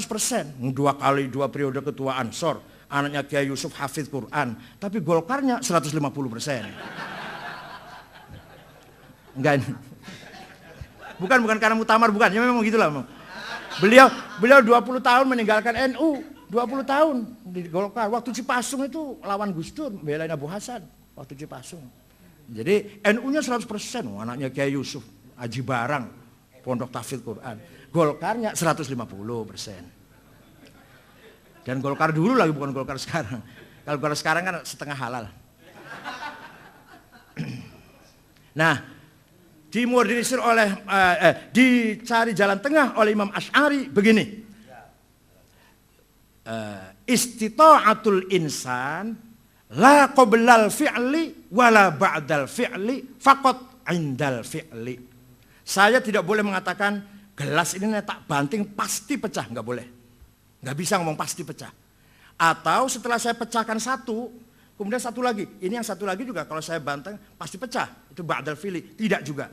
Tapi saya bisa mengatakan saya angkat gelas, saya banting, bersamaan dengan saya banting gelas, Allah mentakdirkan gelas pecah. Ma qata'tu min linatin aw taratu ma qaimatan rasul fa bi idznillah wa la taqulanna li syai'in inni fa'ilun dzalika illa ayyasha Allah. Jadi kalau ngomong Imam Asy'ari begini, tak tempeleng kamu, insyaallah mengo kamu. Tak pukul insyaallah kepalamu pecah. Barusan insyaallah terus, enggak boleh enggak ada insyaallah. Iya, makanya enggak harus ada. Ya, belum bisa dijadikan ukur kufrun gitu, nggak bisa Pak. Ya nggak apa-apa. Ya, jadi Mu'tazilah mengatakan, kalau Mu'tazilah tidak, istita'atul insan mutlak, qoblal fi'li ma'al fi'li indal fi'li. Nah, kalau yang Jabariyah mutlak juga, manusia tidak bisa apa-apa, la qobla wala ba'da wala ma'a. Asy'ari tengah-tengah, ba'da dan qobla tidak, tapi ma'indal fi'li. Kalau saya nginjak semut, kemudian semut itu mati, itu saya hanya bebarengan, bersamaan saya melakukan kasab, melakukan ikhtiar, nginjak semut, Allah nyabut nyawanya semut. Itu Asy'ari itu. Ya itulah. Nah ini namanya perdebatan ulama luar biasa. Ini pun baru secuil, ini baru sedikit sekali. Kalau baca Maqalatul Islamin luar biasa. Dan Imam Asy'ari itu bagusnya, baiknya Imam Asy'ari itu, ketika menceritakan pendapat lawan, tidak apa? Sikoh, tidak nambahin, tidak ngurangin dalam kitab Maqalatul Islamiyin. Kalau Ibnu Taimiyah kadang nambahin, kadang ngurangin kalau Ibnu Taimiyah.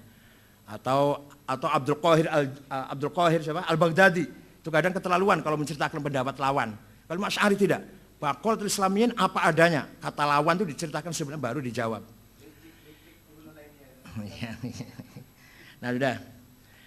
Kemudian perbedaan. Jadi kalau kita bicara pokok bahwa Mu'tazilah, Syiah dan Asy'ari sama-sama iman billah, iman bi kutubihi, iman bil yaumil akhir, iman bin nubuwah, iman bis sam'iyat wal ma'ad, sam'iyat, ilahiyat, nubuwat, ma'ad. Ya, Islam masih dalam koridor Islam. Kalau sudah salah satunya itu tidak mempercayai ilahiyat, nubuwat, sam'iyat, ma'ad, baru kita pertanyakan keislamannya. Tapi kalau Mu'tazilah, Asy'ari, Syiah yang imamiyah lu ya, sama masih percaya pada ilahiyat, nubuwat, sam'iyat, dan ma'ad. Secara umum.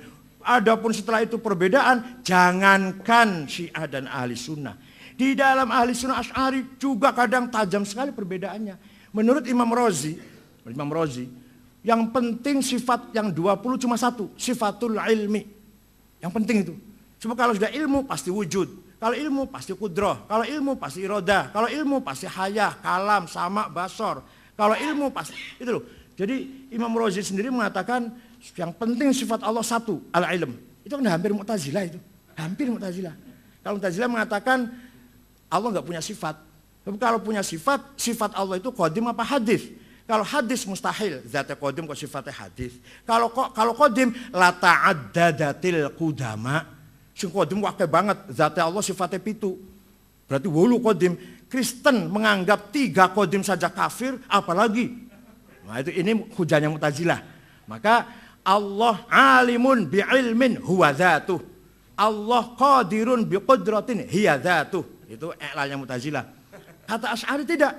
Allah alimun bi'ilmin. Wal ilmu sifatun qaimatun zaidatun ala dzat laisat hiya dzat wala hiya ghairuha. Allah itu zat plus sifat ilmu. Jadi Allah zat dan ilmu. Ilmu itu zaidah. Lah ilmu ini bukan zat Allah, mengkantar Mu'tazilah. Bukan selain zat Allah, mengkantar Kristen. Kristen mengatakan sifat kalam itu pisah dari zatnya. Jadilah Yesus. Itu namanya antropoforisme. Apa namanya? Antropomorfisme. Ya, ada sifat menjelma menjadi sosok. Namanya tajassud. Itu sebenarnya filsafatnya ditulis oleh Athanasius, yaitu seorang tokoh Kristen patriark dari Alexandria, musuhnya Arius yang masih tauhid, yang kemudian dibela oleh Konstantin sehingga menang melawan Arius di Konsili Nikia tahun 250 Masehi. Jadi saya kalau cerita Kristen juga apal saya, tapi bukan orang Kristen. Nanti dikira saya cerita Syiah apal, orang Syiah. Ada yang ngomong itu, sama ini cerita Syiah lu apal banget. Ya saya cerita apa saja apal, kalau yang ini loh, kalau fikih saya enggak, kalau fikih saya angkat tangan. Tapi kalau cerita begini-begini saya apal. Jadi menurut Asy'ari, sifatun zaidatun ala dzat laisat ghairoha, sifat itu bukan zat, laisat hiya dzat, mengkantar Mu'tazilah yang mengatakan sifat hiya dzat. Wala hiya ghairoha sebentar. Laisat hiya dzat mafhumus sifat mukhalif an mafhumiz dzat. Wala ghairoha as-sifah la tanfasilu aniz dzati abadan. Itu mengkonter Kristen. Nah, itu pendapatnya Imam Asy'ari. Karena mengkonter Kristen butuh menjawab Kristen, sifat bisa pisah dengan zatnya. Maka kata Asy'ari, wala hiya ghairoha, lengket dengan zat, nggak bisa mental. Begitu kita Allah artinya zat ma'a sifatih. Begitu kita ngucap Allah itu artinya zat ma'a sifatih, nggak bisa pisah satupun. La tanfasilu anha abadan. Itu menurut Imam Asy'ari. Sebab kan Imam Asy'ari tidak mustahil ada zat tanpa sifat. Bisa ane ono dijeringi zat pasti punya sifat. Maka zat harus ada sifatnya, itu Imam Asy'ari. Kemudian masalah Ahmadiyah, ya bacanya juga sepotong itu Mas namanya Mas. Keputusan pleno PBNU di Hotel Salak Bogor. Nyun sewu terang-terangan saja biar tahu. Kiai Ma'ruf Amin ngotot harus ada kata-kata Ahmadiyah adalah aliran yang sesat dan menyesatkan. Nah, saya diam karena saya juga yakin Ahmadiyah sesat. Saya juga tahu Ahmadiyah sesat. Bikinan Inggris, Ahmad itu bikinan Inggris tahun 1888. Ketika Muhammad Jinnah, Muhammad Iqbal, Ali Jinnah, Muhammad Iqbal sedang berjuang ingin memisahkan diri dari India, bikin Pakistan itu, Inggris bikin nabi baru supaya bikin fitnah, supaya bikin pecah, yaitu siapa namanya? Mirza Ghulam Ahmad. Sebenarnya terus terang Mirza sendiri nggak pernah mengatakan saya nabi, nggak pernah. Muridnya, pengikutnya mengatakan Mirza nabi, Mirzanya diam. Mirzanya diam, dianggap nabi. Kalau aku dianggap wali, aku diam lah. Ben. Saya nggak pernah, saya wali tapi ono wong aku ya ben. Alhamdulillah, kebetulan malah. Tapi kalau saya dianggap Habib nggak mau Gus. Saya ada orang, ente masih Habib, masih keturunan Khon ya. Yang di Pasuruan tuh, Khon. Asyaiban. Enggak, saya nggak Habib. Kenapa nggak mau? Nanti nggak bisa terima zakat. Rugi besar nih. Nggak apa, biar nggak usah tahu bahwa saya Habib nggak apa-apa, biar zakat masuk.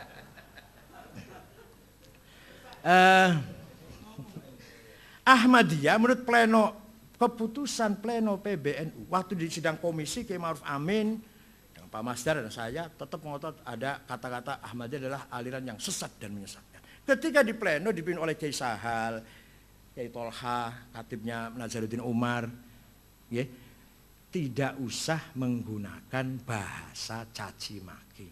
Sehingga keputusannya Ahmadiyah adalah aliran yang ditolak oleh umat Islam di internasional. Itu aja bahasanya. Hanya memperhalus bahasa. Itu kehendaknya Rois Am ketika memimpin sidang. Bukan saya, bukan. Saya hanya menulis gitu aja. Iya betul. Bukan kehendak saya. Saya nggak ikut campur masalah. Dalam hati saya tahu itu sesat dan menyesatkan.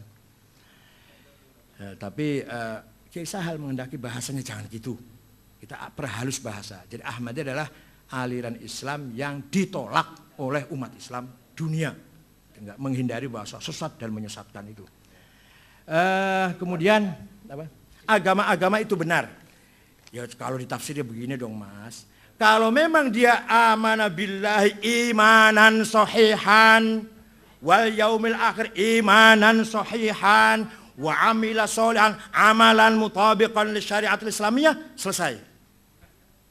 Nah kalau imannya beda dengan iman ya jelas. Kalau imannya mengatakan Yesus anak Tuhan, ya jelas tidak benar dong. Yahudi kalau mengatakan Uzair ibnullah ya tidak benar. Tapi kalau semuanya tauhid dan sahihan, khalisan, mukhlisan, kalau semuanya mengamalkan amal solehan, yaitu syariah, wal yaumil akhir, yaitu iman bi thawab wal iqab wal jannah wan nar wal hisab wal mizan, ya selesai udah. Nama boleh Yahudi, boleh Kristen, tapi kalau imannya seperti itu selesai. Sehingga semuanya adalah Islam. Tapi gak usah menggunakan label Islam, gak apa-apa. Yang penting nilainya Islam, daripada labelnya Islam tapi jauh dari Islam. Kira-kira begitu maksud saya. Ini artinya begini. Keadaan di daerah dengan di Jakarta itu beda. Itu harus disadari. Saya di Jakarta itu menghadapi luar biasa tantangannya. Seminar itu harus ganti-ganti yang diomongkan. Saya setiap diundang seminar harus ganti. Kalau nggak ganti nggak diundang lagi. Harus jadi tantangannya besar ke Jakarta. Saya dengan Amir Rais, dengan Kang Jalal, dengan Eki Syahrudin, dulu waktu belum ada PKB, waktu dulu Orde Baru lah. Amir Rais, sering dengan Pak Amir Rais, Kang Jalal, Nurholis Majid, Eki Syahrudin, dan yang intelek-intelek itu. Jadi kitanya harus intelek juga dong. Kalau nggak intelek ya nggak diundang lagi. Artinya kalau nggak diundang bukan berarti amplopnya, bukan. Kita nggak bisa mengatasnamakan tidak mewakili NU lagi. Satu. Yang kedua, akhir-akhir ini saya juga, ya ini maaf kalau bukan, ya barangkali cerita tentang sedikit andil saya, sibuk ngelayani Wahabi di Bekasi, di Jakarta Timur, di Depok. Pernah saya mau ceramah di Perumahan Galaksi, ada spanduk, hati-hati penceramah ini sesat, spanduknya itu. Saya datang, siapa yang nulis spanduk itu, ayo debat dengan saya. Kalau saya kalah, saya ikut dia. Tapi kalau saya menang, dia harus ikut saya. Nggak ada yang muncul. Taunya 2 hari kemudian datang ke rumah dua anak muda, saya disuruh Adiani, Dr. Adiani, DDI, Adiani ya, keluaran Pakistan. Ya itu. Nah, saya mohon maaf Kiai, saya nulis itu disuruh oleh Adian, ya itu yang dari DDI. Jadi saya tiap hari ngepui Wahabi loh. Ya, ini barangkali andil saya di NU itu. Dan saya pernah mengalahkan Nabiullah Musaddiq. Jadi kalau jenengan paling majelis ulama, kalau saya pernah majelis Ambiya.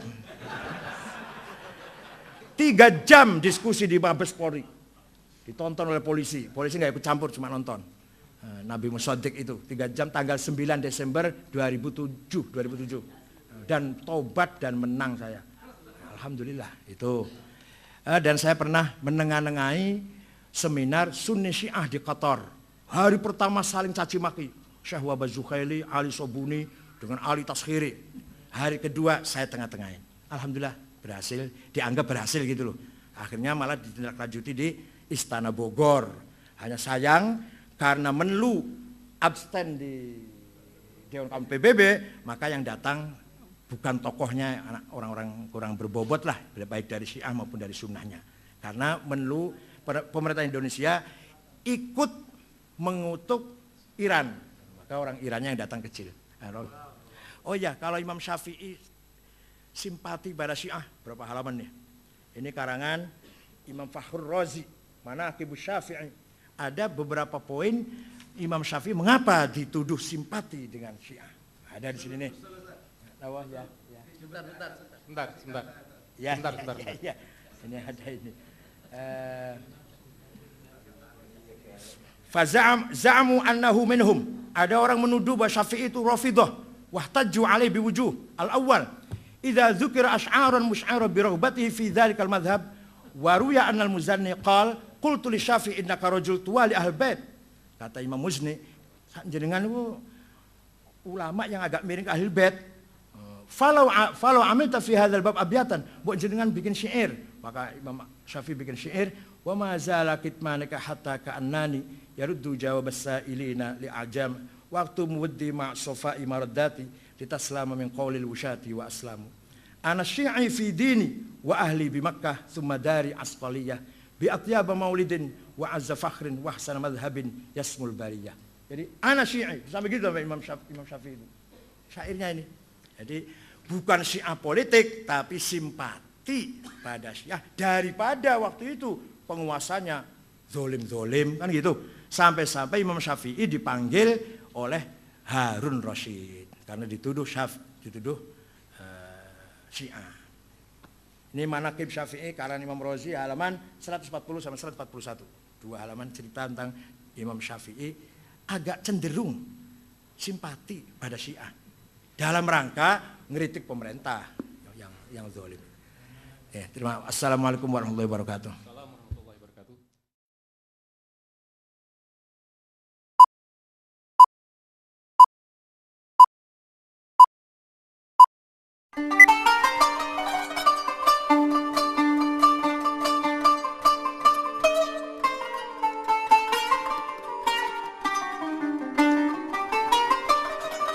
Masih saya berikan waktu kepada komunitas Kiai Muda, yaitu Kiai Haji Abdullah Samsul Arifin untuk menyampaikan beberapa hal, kemudian nanti ditanggapi oleh Kiai Said.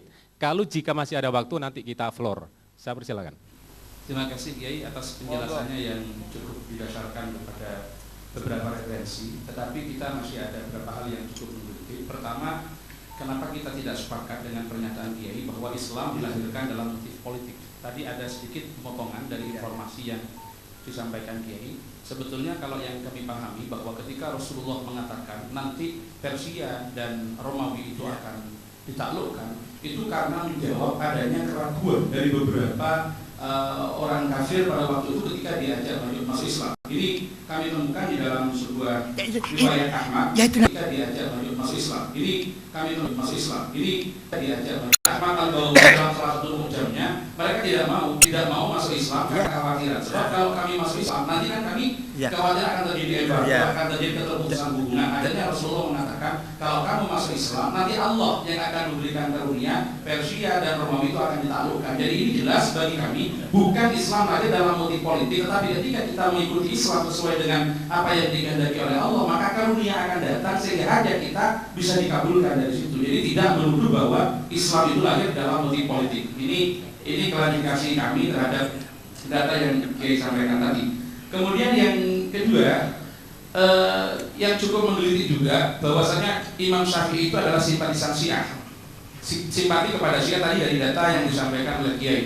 Perlu dilihat di situ simpati kepada Ahlul Baitnya sebagai turunan Rasulullah atau kepada ajaran Syiah itu sendiri. Karena di dalam beberapa data yang tadi itu ana Syi'i fi dini wa ahli bi Makkah tsumma dari Asqaliyah biatnya maulid itu bukan dimaksudkan Syiah dalam arti paham Syiah sebagaimana yang berkembang pada saat ini. Syiah dalam arti golongan di situ. Maaf. Itu yang kami pahami karena di sini juga kami mengutip pada Manaqib Asy-Syafi'i. Di sini disebutkan la yuwafiqu al-Imam Asy-Syafi'i radhiyallahu anhu asy-Syi'a fi ma dhahabu ilaihi fi mu'taqadatihim wa ara'ihim wa yadhhabu dzalika jaliyan min illati wujuhihim. Makanya hanya simpati. Iya simpati. Pernyataan itu sesuatu yang cukup bias ketika disampaikan kepada masyarakat. Ketika sekarang disebutkan simpati kepada Syiah, maka dianggap Syiah sebagaimana dipahami orang sebagai sebuah aliran, bukan Syiah sebagai sebuah komunitas di situ daripada Ahlul Bait, bukan kepada alirannya sebagaimana para perkembangan awal Islam. Ini yang perlu kami klarifikasikan ulang. Jadi yang disebut dalam di sini Imam disampaikan beberapa data bagaimana Imam Syafi'i itu menolak terhadap Syiah itu sendiri juga di dalam Manaqibus Syafi'i. Kemudian yang kami tanyakan tadi, Syiah dan Mu'tazilah bukan kami katakan tidak masuk bagian daripada Islam. Jelas kalau dalam kajian sejarah dia Syiah dan Mu'tazilah masuk pada al-firaq al-islamiyah. Tetapi pendapat Kiai menyatakan bahwa Syiah dan Mu'tazilah itu bagian daripada Ahlus Sunnah wal Jamaah.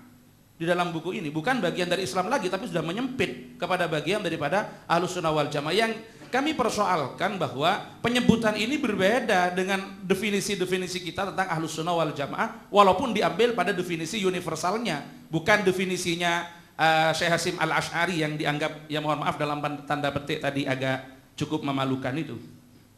Kemudian di sini ketika yang dimaksudkan pada innalladzina amanu walladzina hadu ila akhirih, mereka yang beriman, imanan sahihan, yakinnya benar, amalan salihan dan sebagainya, tentunya mereka akan berfusi untuk masuk Islam karena keimanan mereka juga, mereka kalau beriman kepada Allah tentunya iman kepada apa yang menjadi kehendak Allah untuk menurunkan memang sebagai nabi terakhir. Maka inilah yang menjadi keyakinan kami. Kesalahan mereka bukan pada amalia dan keyakinannya mereka. Ketika keyakinan mereka benar dan amal mereka benar sesuai dengan agama mereka, tetapi kesalahan mereka ketidakberfusiannya kepada Islam. Jadi tidak sekedar biarkan saja mereka sekarang namanya Yahudi, namanya Nasrani. Sepenting amalnya adalah Islam. Pada hakikatnya tidak bisa seperti itu, karena bagaimanapun Islam harus ditampilkan baik lafdzon wa ma'nan, bukan hanya pada aspek substansinya tapi nomenklaturnya juga harus diwujudkan. Karena ketika ini disampaikan ya cukup bias, sama dengan kata Ulil, ya enggak apa-apa, saya sekarang Islam, besok Kristen, besoknya, yang penting amalnya seperti ini. Ini yang cukup mengganggu kita di dalam tradisi dan kalangan Nahdlatul Ulama. Mungkin ini ada tambahan dari teman kami. Ada beberapa poin dari buku Kiai yang ingin kami sampaikan, dan tadi oleh teman saya Kiai Abdullah Syamsul Arifin tuh sudah dikatakan bahwa logika berpikir Kiai dalam buku tasawuf tadi sebagai kritik sosial itu rujukannya akan merujuk kepada buku Nash'atul Fikril Falsafi karangannya Dr. Ali Sami An-Nasyar. Kemudian setelah kami teliti, ternyata Dr. Ali Sami An-Nasyar ketika dia mengkaji sejarah firaq dari awal sampai akhir, itu rujukannya kepada kitab-kitab Mu'tazilah, terutama Tabaqatul Mu'tazilah karangannya Ahmad bin Yahya bin Al-Murtada. Dari situ kami sudah mengkaji, di bawahnya ada footnote-nya. Di bawahnya Dr. Ali Sami An-Nasyar itu ada. Dan di dalam buku ini, dalam buku tasawuf, Kiai kan mengatakan bahwa percaya kepada qada dan qadar Allah seperti yang dipercaya, dan mengatakan Nahdlatul Ulama bil qadri khairihi wa syarrihi itu sebenarnya Jabariyah. Itu dalam logika Mu'tazilah seperti ini memang dikatakan Jabariyah, dan Jabariyah katanya mereka berawal atau dikembangkan oleh Muawiyah bin Abi Sufyan seperti Kiai katakan tadi. Dan maaf Kiai, ini katanya para pakar dalam Tabaqatul Mu'tazilah, memang orang-orang Mu'tazilah pada abad 4 kebelakangan karena terjadi perkawinan antara Mu'tazilah dengan Syiah, ada upaya-upaya untuk menghubungkan sanad ajaran Mu'tazilah dengan Ahlul Bait, dengan Muhammad bin Ali bin Al-Hanafiyah. Muhammad bin Ali Al-Hanafiyah ini katanya belajar kepada Sayyidina Ali, lalu Sayyidina Ali belajar kepada Rasulullah SAW. Kalau begitu ajaran Qadariyah, Mu'tazilah dan Syiah dari Rasulullah, sedangkan Jabariyah itu dari Muawiyah bin Abi Sufyan. Dan ini sudah maklum dalam referensi-referensi Al-Firaq, dikatakan bahwa Al-Mu'tazilah atau Al-Qadariyah itu memang mengatakan Ahlus Sunnah wal Jamaah itu Mujbirah atau Jabariyah. Dan Jabariyah itu katanya dari Muawiyah bin Abi Sufyan. Dan ini kalau dilacak lebih mendalam lagi, sebenarnya tadi yang dikatakan Wasil bin Atha belajar kepada Muhammad bin Al-Hanafiyah, ini sulit untuk dicari kebenaran sejarahnya dan datanya. Mengapa? Secara historis Muhammad bin Al-Hanafiyah meninggal tahun 80 Hijriyah. Ada yang mengatakan meninggal tahun 81, itu pun pada bulan Muharram. Sementara Wasil bin Atha lahirnya tahun 80 Hijriyah, meninggal tahun 130. Kapan belajarnya? Belajarnya kapan kalau begitu? Belajar kepada Muhammad bin Al-Hanafiyah. Kemudian untuk menyambung-nyambungkan itu, orang Mu'tazilah mengatakan bahwa Wasil bin Atha ini sebenarnya bukan belajar kepada Muhammad bin Ali Al-Hanafiyah, belajar kepada putranya Abu Hashim Al-Hasan bin Muhammad bin Al-Hanafiyah.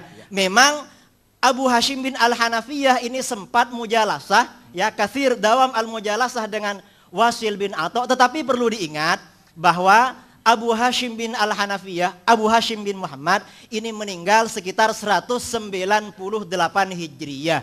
Sementara Wasil bin Atha Al-Mu'tazili ini baru ketahuan ada data yang valid, menyebarkan faham-faham yang keluar dari pemahaman gurunya Al-Hasan Al-Basri setelah dia pindah ke Basrah dan berguru kepada Hasan Al-Basri. Untuk mengetahui, untuk melacak bahwa pemikirannya Wasil bin Atha itu dari Abu Hashim, apalagi dari Muhammad bin Al-Hanafiyah, ini sangat sulit sekali karena riwayat-riwayat yang ada, baik riwayat dalam kitab-kitab Ahlus Sunnah sendiri maupun riwayat dalam Tabaqatul Mu'tazilah atau Tabaqatul Syiah sendiri, tidak ada kutipan-kutipan tentang pernyataan Abu Hashim, apalagi pernyataan Muhammad bin Al-Hanafiyah yang mendukung ajaran Qadariyah. Ajaran Qadariyah yang sebenarnya seperti diriwayatkan oleh Al-Imam Muslim dan Al-Imam Al-Bukhari dalam sahihnya serta kitab-kitab hadis yang lain, itu sebenarnya dari Ma'bad Al-Juhani, dan Ma'bad Al-Juhani itu meninggalnya sama dengan Muhammad bin Al-Hanafiyah tahun 80 Hijriyah. Kapan dia mau belajar? Dalam kitab-kitab Rijalul Hadis dia belajarnya juga kepada Muawiyah bin Abi Sufyan, Anas bin Malik dan sahabat-sahabat yang lain. Ini keberatan kami karena logika yang dipakai oleh Dr. Ali Sami An-Nasyar dan dikutip oleh Kiai itu logikanya Mu'tazilah, bukan logika yang lain. Itu yang yang pertama. Jadi memang ada upaya-upaya dari pihak Syiah dan Mu'tazilah menyambungkan sanadnya kepada Rasulullah. Sementara Ahlus Sunnah wal Jamaah dicukupkan kepada Muawiyah bin Abi Sufyan dalam masalah qada dan qadar, karena itu dianggap Jabariyah. Sedangkan dalam masalah-masalah yang lain yang katanya tawassut, tasamuh, kemudian i'tidal, tawazun dan lain sebagainya, Kiai di sini katanya itu hanya fondasinya baru dari Hasan Al-Basri, bukan kepada ulama-ulama sebelumnya, apalagi kepada Rasulullah Shallallahu Alaihi Wasallam. Sementara menurut keyakinan kami, seperti yang ditegaskan oleh Hadratus Syekh Kiai Hashim Asy'ari, Ahlus Sunnah wal Jamaah, kata-kata as-sunnah sendiri oleh Kiai Hashim Asy'ari seperti beliau kutip dari kulliyatnya Abil Baqa Al-Akbari, itu dikatakan katanya at-tariqatul mardiyah al-maslukatu fid din salakaha Rasulullah sallallahu alaihi wasallam au man huwa alamun fid din kas-sahabi mathalan. Jadi memang keyakinan kita Ahlus Sunnah wal Jamaah ini justru sanadnya langsung bersambung kepada Rasulullah Shallallahu Alaihi Wasallam, dan ini memang menjadi kenyataan. Sanad-sanad keilmuan dalam berbagai bidang ilmu pengetahuan Islam semuanya rata-rata melalui jalur Ahlus Sunnah wal Jamaah sampai kepada Rasulullah Shallallahu Alaihi Wasallam. Dan Mu'tazilah tidak punya sanad yang seperti itu. Sanad yang ada di dalam Tabaqatul Mu'tazilah itu hanya klaim belaka, dan seperti dikatakan oleh para ulama Ahlus Sunnah wal Jamaah dalam bidang riwayat orang-orang Syiah itu memang sangat lemah, semuanya ayalun ala ahli sunnah wal jamaah. Itu keberatan kami. Jadi mohon logika Mu'tazilah dan Syiah yang Kiai katakan ini sebenarnya aswaja, mohon itu dikaji ulang, karena itu tidak sesuai dengan data dan bukti sejarah yang valid dan dapat dipertanggungjawabkan secara ilmiah. Ini beberapa poin kritikan kami kepada Kiai tentang masalah nama Ahlus Sunnah wal Jamaah. Maaf, ini sebenarnya bukan dari Imam Asy'ari apalagi imam-imam sebelumnya. Karena ada asumsi sebagian orang katanya nama Ahlus Sunnah wal Jamaah itu sebenarnya dari Imam Al-Asy'ari. Ada yang mengatakan dari As-Subuki, ada yang mengatakan dari Murtadha Az-Zabidi. Itu sebenarnya bukan demikian. Nama Ahlus Sunnah wal Jamaah sebagai sebuah nama itu sudah ada sejak generasi akhir masa sahabat. Riwayat dari beberapa sahabat yang pernah menyatakan lafadz Ahlus Sunnah wal Jamaah, diantaranya Sayyiduna Abdullah bin Abbas radhiyallahu anhuma. Ada riwayat juga dari Abu Sa'id Al-Khudri, ada juga dari Abdullah bin Umar radhiyallahu anhuma. Itu diriwayatkan dalam kitab-kitab tafsir, dalam kitab-kitab hadis dan lain sebagainya. Itu hanya sebagai sebuah nama. Tetapi Ahlus Sunnah wal Jamaah sebagai sebuah ajaran, kami yakini itu dari Rasulullah SAW. Ini sama dengan kita ketika membicarakan Nahdlatul Ulama. Nahdlatul Ulama sebagai sebuah nama yang munculnya atas prakarsa Ki Hashim Asy'ari beserta kiai-kiai yang lain. Tetapi sebagai sebuah ajaran, jauh sebelum lahirnya Nahdlatul Ulama itu sudah ada tradisi-tradisi, ajaran-ajaran yang dikembangkan oleh Nahdlatul Ulama. Ini yang menjadi persoalan dalam hati kami, karena bagaimanapun Kiai Said Agil ini ada di pengurus besar Nahdlatul Ulama. Tentunya kami lebih senang lebih simpati kalau tulisan-tulisan kiai ini memang lebih menguatkan terhadap Ahlus Sunnah wal Jamaah sendiri. Karena terus terang sekali kami ini yang di bawah memperjuangkan Ahlus Sunnah wal Jamaah. Sementara orang-orang Syiah menyerang kami dari sana sini. Lalu seakan-akan dari orang-orang sebagian pengurus NU yang mungkin pernyataan-pernyataannya tadi yang mungkin katakanlah itu keliru secara ilmiah, baik disengaja atau tidak disengaja, itu kan seakan-akan dia itu memegang tangan kami agar kami tidak memukul kepada orang-orang Syiah, sementara orang Syiah diberi keleluasaan, kebebasan untuk memukul-mukul kami. Ini yang menjadi persoalan kami yang ada di bawah, Kiai. Terus terang, kami di Jember pernah ada warga Nahdlatul Ulama sampai dipukul, dibunuh sama orang Syiah itu. Ini barangkali, kemudian maaf tadi sebagai kritik tadi terhadap sanad yang disampaikan oleh Kiai, sanadnya Kiai Hasyim Asy'ari dari Imam Asy'ari itu menurut kami ya dari mana itu banyak mengkoteknya ya, mungkin dihafal lagi lah Kiai ya mungkin lupa karena banyak mengkoteknya. Terima kasih. Assalamualaikum warahmatullahi wabarakatuh. Baik, terima kasih. Sebelum kami berikan kepada beliau Kiai Haji Said Agil Sirot, kita sejak awal kita sampaikan bahwa kita tabayun forumnya, kita tetap dalam suasana jernih dan hati nurani kita. Saya persilakan untuk Yai Said dulu. Terima kasih. Ya namanya yatafaqahu namanya. Yatafaqahu itu fi'il mudhari', jadi harus up to date. Harus kontekstual. Kalau masih cara lama, fi'il madhi namanya. Allah aja mau menyuruh yatafaqahu fi'il mudhari'. Jadi harus berkembang berpikir itu, jangan mandek. Wal yungdhiru, begitu pula membina masyarakat harus kontekstual, harus up to date, harus at-tajdidul mustamir. Nah, karena ya yungdhiru fil mudhari', harus zaman hal dan istiqbal. Kalau masih khutbahnya masih cerita Nabi Musa mandi di sungai bawa batu, bawa seruannya Nabi Musa, itu fil madhi namanya masih. Sekarang harus up to date.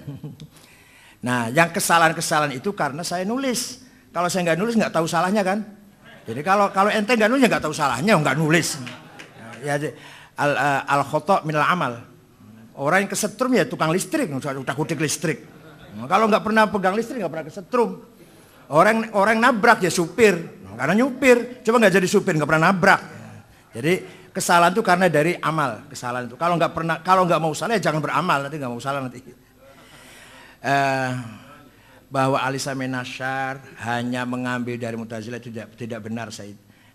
Ali Sami Nasyar malah menekankan mengambil dari Al-Maqalatul Islamiyin, Al-Milal wa Nihal, selalu ngambil dari itu. Al-Milal wa Nihal, Al-Farqu Bainal Firaq, karena Ali Sami Nasyar terkenal Asy'ari abad ke-20. Yang paling mempertahankan mazhab Asy'ari di Mesir, beliaulah orangnya. Ketika Asy'ari baru saja habis diserang oleh Syekhul Akbar Muhammad Abduh, the Grand of Sheikh Al-Azhar. Nah, tentang sanad tadi, memang siapa tadi?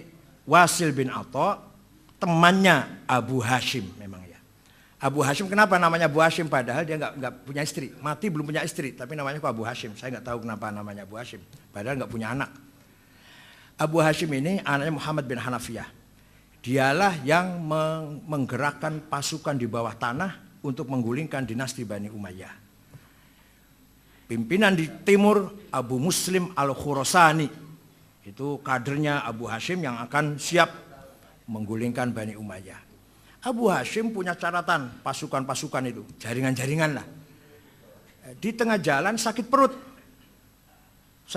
lari ke rumahnya Ali bin Abdullah bin Abbas. Mati di situ, wafat di rumahnya Ali bin Abdullah bin Abbas, Abu Hashim itu. Mati dibuka tasnya oleh Ali bin Abdullah bin Abbas. Ternyata nama-nama jaringan-jaringan kader-kader Syiah yang akan menggulingkan dinasti Bani Umayyah diambil oleh Ali bin Abdullah bin Abbas. Jadi perjuangan Abu Hashim diteruskan oleh Bani Abbas. Menang. Pertama kali khalifah adalah Muhammad Abul Abbas ibn Ali bin Abdullah bin Abbas yang terkenal As-Saffah. Mengapa As-Saffah? Karena semua Bani Umayyah gede cilik lanang wadon tuwa enom patine kabeh oleh Muhammad ibn Ali ibn Abdullah ibn Abbas. Laki, perempuan, tua, muda, kecil, bunuh semua. Kecuali satu yang lari, Abdurrahman Ad-Dakhil, lari dari Syria sampai ke Spanyol, ke mana Andalus. Maka dinasti Bani Umayyah berdiri sendiri di sana. Terjadilah perdebatan bagaimana hukumnya kalau ada imam dua khalifah. Di timur Bani Abbasiyah, di barat Bani Umayyah. Itulah cerita Abu Hashim, sedikit tentang Abu Hashim. Abu Hashim orangnya cerdas, orangnya pinter, cerdas, politisi, aktivis, energik. Bisa membangun jaringan di bawah tanah malah yang akan menggulingkan dinasti Bani Umayyah. Ternyata tidak panjang umurnya, malah mati belum kawin, diambil alih oleh Ali bin Abdullah bin Abbas, yang nanti suksesnya khalifah pertama Bani Abbas adalah Muhammad Abul Abbas As-Saffah ibn Ali ibn Abdullah bin Abbas. Itu yang membantai semua Bani Umayyah sehabis-habisnya itu. Maka disebut As-Saffah, jagal, apa jagal ya Saffah itu ya? Haus darah. Nah, itu sekitar itu. Jadi Al-Islam Nasyar mengambil dari Waqatul Islamiyin, dari Melawani Hal dan seterusnya. Masalah apa tadi? Gabungan antara Mu'tazilah dan Syiah ceritanya begini. Setelah Mutawakkil 'ala Allah berkuasa, maka tokoh-tokoh Mu'tazilah dipecatin semua dari lembaga-lembaga pendidikan, pecat semua. Yang tadi sebelumnya gajinya besar-besar. Waktu zaman Ma'mun, Mu'tasim, Wathiq, kalau Mu'tazilah gajinya berapa ya? Kira-kira kalau sekarang berapa? Kira-kira sekarang berapa? 10 juta lah ya sebulan. Kalau yang qala Rasulullah Mujibatul Husli 2 juta. Furudil Wudu'i 2 juta. Tapi kalau yang ilmu kalam, filsafat 10 juta. Itu zaman Ma'mun, Mu'tasim, Wathiq. Mutawakkil 'ala Allah membalik keadaan. Yang ngajarkan hadis besar gajinya. Yang ilmu kalam diberangus malah. Dipecatin. Oleh gubernur Dailam, namanya Ibnu Ibad, yang Syiah. Sini. Mu'tazilah kamu sudah gak dipakai di Kairo, gak dipakai di Mekah Madinah, di Syria, sudah dikucilkan di sini. Maka terjadi eksodus, ulama-ulama Mu'tazilah pindah ke Dailam yang gubernur waktu itu Syiah Ibnu Ibad. Di sini hebatnya Syiah. Hebatnya gimana? Prinsip Syiahnya tidak luntur. Tetap percaya pada wasiyah, ismatul a'immah, raj'ah, mahdiyah, taqiyah, tapi intelektual dibangun karena kemasukan Mu'tazilah. Dari sejak itulah Syiah bukan hanya partai politik, tapi juga gerakan-gerakan intelektual sampai sekarang. Sampai sekarang embargo spare part pesawat oleh Amerika, iya. Amerika melarang ngirim onderdil pesawat ke Iran. Ya wes ora apa-apa, gawe dhewe. Sampai sekarang spare part onderdil pesawat Iran itu bikin sendiri. Enggak usah beli dari luar negeri karena diembargo oleh Amerika. Dan sekarang satu negara yang melawan Amerika ya Iran. Lepas dari mazhabnya salah, klerus lah, apa kufur apa pokoknya yang sekarang satu-satunya orang yang berani menantang Amerika itu Syiah. Satu negara yang tidak punya utang juga Iran. Satu-satunya yang membela Palestina terang-terangan wis ora ono basa-basi ya Iran. Padahal Palestina tidak ada Syiah. Orang Palestina enggak ada Syiah, orang Palestina. Tapi yang membelain Palestina mati-matian Iran. Ini lepas dari kufrun apa nifakun apa dolalun lah. Iya. Apa? Ayat setan. Mohon tidak disela dulu ya biar selesai. Ya jadi enggak ini bukan begitu. Ini sisi positifnya Syiah, sisi positifnya Iran. Adapun beda dengan kita ya, tapi ada positifnya sekarang satu negara yang bisa memproduksi uranium menjadi tenaga nuklir.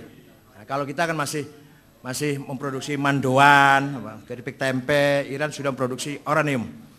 Tentang sanad tadi, yang mengkotik tadi sanad ahli sunnah, itu dari tahun saja, kita lihat dari tahun dan dari pengaruh. Syehristani terpengaruh Ghazali. Rozi terpengaruh oleh Syehristani. Itu saya bacanya di situ. Pengaruh. Jadi ini berarti gurunya. Guru bukan berarti harus ngaji face to face, enggak. Tapi pengaruh. Seperti saja muridnya Mbah Asy'ari, saya enggak pernah ngaji sama beliau, tapi saya terpengaruh pikirannya. Atau ada orang mengikuti pikirannya Gus Dur, berarti muridnya itu, walaupun enggak pernah kenal dengan Gus Dur. Nah, jadi sanad tadi pengembangan dari pola pikir sebelumnya saya anggap itu gurunya, minimal melalui kitabnya, melalui tulisannya.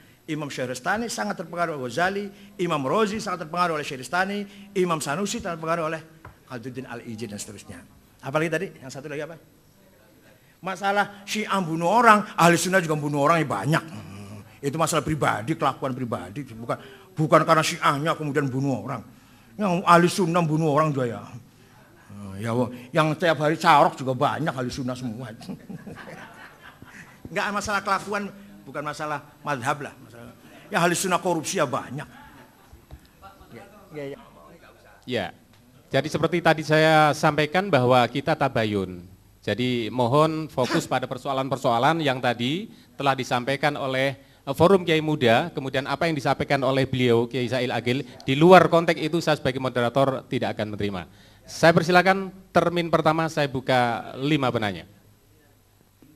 Assalamualaikum warahmatullahi wabarakatuh. Saya Rahmat dari Jember.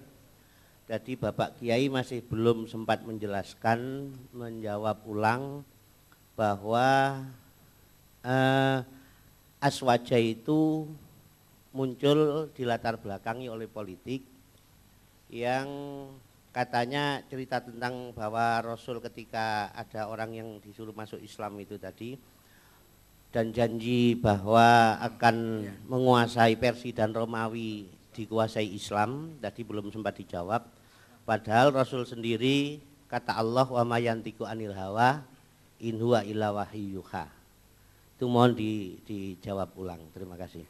Yes, saya akan menguasai Persia dan Romawi. Itu gitu loh, namanya bahasa statement politik namanya. Tapi kalau ya bukan. Ya, tapi itu adalah proyeksi. Proyeksi apa? Agenda ke depan. Bukan motif politik. Kelahirannya Islam bukan karena motif politik, tetapi Islam, ada agenda. Ya, Islam tidak bisa lepas dari proyeksi-proyeksi Islam politik. Dilahirkan karena motif politik. Atau begini, mohon bisa diselesaikan dulu. Selesaikan dulu. Ya kalau salah bisa terbit kedua saja. Monggo ya, silakan ya. Yang itu tadi, kata-kata satuf tahu itu adalah statement politik. Statement politis, proyeksi ke depan agenda politik. Majapahit, Pajajaran harus hilang. Caranya tidak dengan tapi harus hilang. Itu namanya agenda politik namanya. Kalau agenda dakwah kan tidak, kalau agenda dakwah kan dakwah, nggak usah bicara kekuasaan, itu namanya dakwah namanya. Nun sewu Kiai, jadi kalau pada buku Kiai sebentar, itu sebentar, tolong dihargai saya sebagai moderator ya. Tadi sudah dijawab oleh Yai, saya persilakan kesempatan berikutnya. Terima kasih. Tadi saya minta kalau sudah katanya Pak Ustadz tidak akan salah tanpa menulis. Ini pepatah kuno mengatakan jangan harapkan menang kalau takut kalah. Yang pertama, yang kedua, kalau memang buku yang sudah ditulis oleh Bapak Ustadz atau Kiai Haji Said Agil Sirat, maaf Kiai, ini saya baru kenal Kiai. Kalau memang sudah ada keraguan dengan penjelasan daripada Ustadz Idrus Romli, mohon Bapak Kiai Profesor Dr. Kiai Haji Said Agil Sirat mohon mencabut bukunya yang sudah beredar seluruh Indonesia. Apa yang disampaikan oleh Bapak Said Agil mengenai penyegaran, yang dulu katanya penyegaran kajian Aswaja, ternyata sudah menabrak sana sini, sehingga yang pertama ditabrak adalah kajian ta'arif dari Aswaja yang disampaikan oleh Yasim Asy'ari. Beliau tidak malu-malu sekali mengatakan ini maaf agak risih dan memalukan. Kedua juga menabrak para sahabat-sahabat Rasulullah SAW dengan mengatakan Utsman pikun dan juga saatnya sudah mundur dari khalifah. Ketiga juga tidak luput dari para sahabat, juga Nabi juga menjadi objek dari tabrakan beliau. Saya antusias kepada kecerdasan kepada Bapak Said Agil. Nabi yang Cuma, mana? Nabi yang mana? Saya tabrak mana Nabi? Kenapa? Nabi yang saya tabrak mana? Tabraknya di dalam makalah Bapak itu Nabi belum tuntas menyelesaikan masalah konflik kesukuan dan juga masalah fanatisme qabilah. Juga amanatun naql yang disampaikan oleh Bapak Said Agil, terutama menyebut masalah membunuh Sayyidina Utsman, di situ disebut Muhammad bin Abu Bakar As-Siddiq. Ini dari mana Bapak Said? Ternyata yang berdasarkan rujukan-rujukan dari kitab-kitab tarikh bukan Muhammad bin Abu Bakar As-Siddiq. Bahkan beliau pertama kalinya orang yang tidak jadi mengadakan niat yang tidak baik itu. Terus juga perbedaan firqah salasina firqatan juga diragukan oleh Bapak Said, yang mana kesahihannya juga sudah jelas riwayat Tirmidzi atau Baihaqi, Ahmad bin Hanbal dan lain sebagainya, dan itu sahih. Kalau seandainya ahli sunnah dikatakan bahwa lahir dari konflik politik, maka pertanyaan saya adalah ketika pertentangan antara Syiah, Khawarij dan juga Muawiyah, ahli sunnah itu di mana? Ada yang mengatakan bahwa golongan-golongan yang diam dan golongan-golongan yang bertaubat setelah itu, itulah ahli sunnah yang terus melakukan ajaran Rasul, termasuk Abdullah bin Umar. Nah, kalau kita melihat ahli sunnah itu mempunyai unsur politik dalam ajaran-ajarannya, saya tidak pernah melihat di dalam kitab-kitab akidah ahli sunnah itu justru yang dibahas masalah-masalah akidah, tidak unsur-unsur politik seperti itu. Jadi permasalahan dengan Mu'tazilah itu kalau yang saya lihat permasalahan ilmiah. Yang terakhir, perbedaan antara Said Aqil dan Imam Al-Asy'ari ketika membuat karya maqalat Islamin atau karya-karya Asy'ariyah yang terakhir adalah kalau Ustadz atau Kiai Haji Said Aqil itu memflorkan bahwa ini semua dari perut Islam. Tetapi kan harus diperjelas agar orang awam itu bisa mampu mencerna dengan baik mana ajaran benar, mana yang tidak. Persalahan itu masalah elit, bahwa itu tidak boleh dikafirkan, itu elit. Tetapi saya mohon ada ungkapan-ungkapan yang dipahami secara awam bahwa ahli sunnah lah yang benar. Itu. Terima kasih. Assalamualaikum warahmatullahi wabarakatuh. Bapak Ibu sekalian, nanti ada termin berikutnya ya, dengan pertimbangan berikutnya. Saya persilakan pada Pak Said. Terima kasih. Yang saya kritik takrifnya, bukan Syekh Hasyim Asy'arinya, bukan. Apakah redaksi Ahlussunnah adalah yang mengikuti salah mazhab dalam akidah Asy'ari Maturidi, dalam fikih salah satu mazhab 4 Hanafi Maliki Hambali, dalam tasawuf Junaidi. Apa itu takrif? Jenengan semua tahulah. Takrif itu harus ayyakuna jami'an mani'an, jelas cakupannya, jelas batasannya, harus pakai jenis wal fasl. Kalau jenis dan nau namanya rosem. Nah masa ta'arif punya Ahlussunnah adalah yang mengikuti, masa begitu ta'arif tuh? Nah, monggo dipikir secara jangan dulu cari emosi. Seandainya yang ngomong bukan Kiai Hasyim dah, yang ngomong bukan Kiai Hasyim, yang ngomong Pak Husnun yang ngomong. Ahlussunnah adalah yang mengikuti mazhab 4, yang mengikuti mazhab 2 dalam akidah, Asy'ari Maturidi, yang mengikuti Junaidi dan Ghazali dalam tasawuf. Saya kira orang akan mengatakan gombal itu. Karena yang ngomong Pak Husnun. Karena ketika ngomong Kiai Hasyim Asy'ari, dikritik seakan-akan yang kritik itu keluar dari apalah. Padahal itu bukan takrif.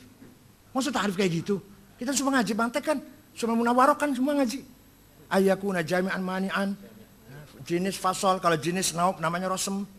Ya, al-insan haywanun natik, itu baru takrif. Jami' mani'. Ya itu, jadi bukan saya menghina Kiai Hasyim, tidak. Tapi bahwa itu bukan ta'rif. Monggo dipikir monggo. Kita ngaji mantek semua kan. Ta'rif itu bukan manusia adalah Zaid, Abu Bakar, Agus, Joko. Ya bukan itu ta'rif, bukan. Manusia adalah hayawan, jenis. Tapi hayawan yang bagaimana? Natik, itu batasannya. Hayawan cakupannya, natik batasannya, jami'an mani'an.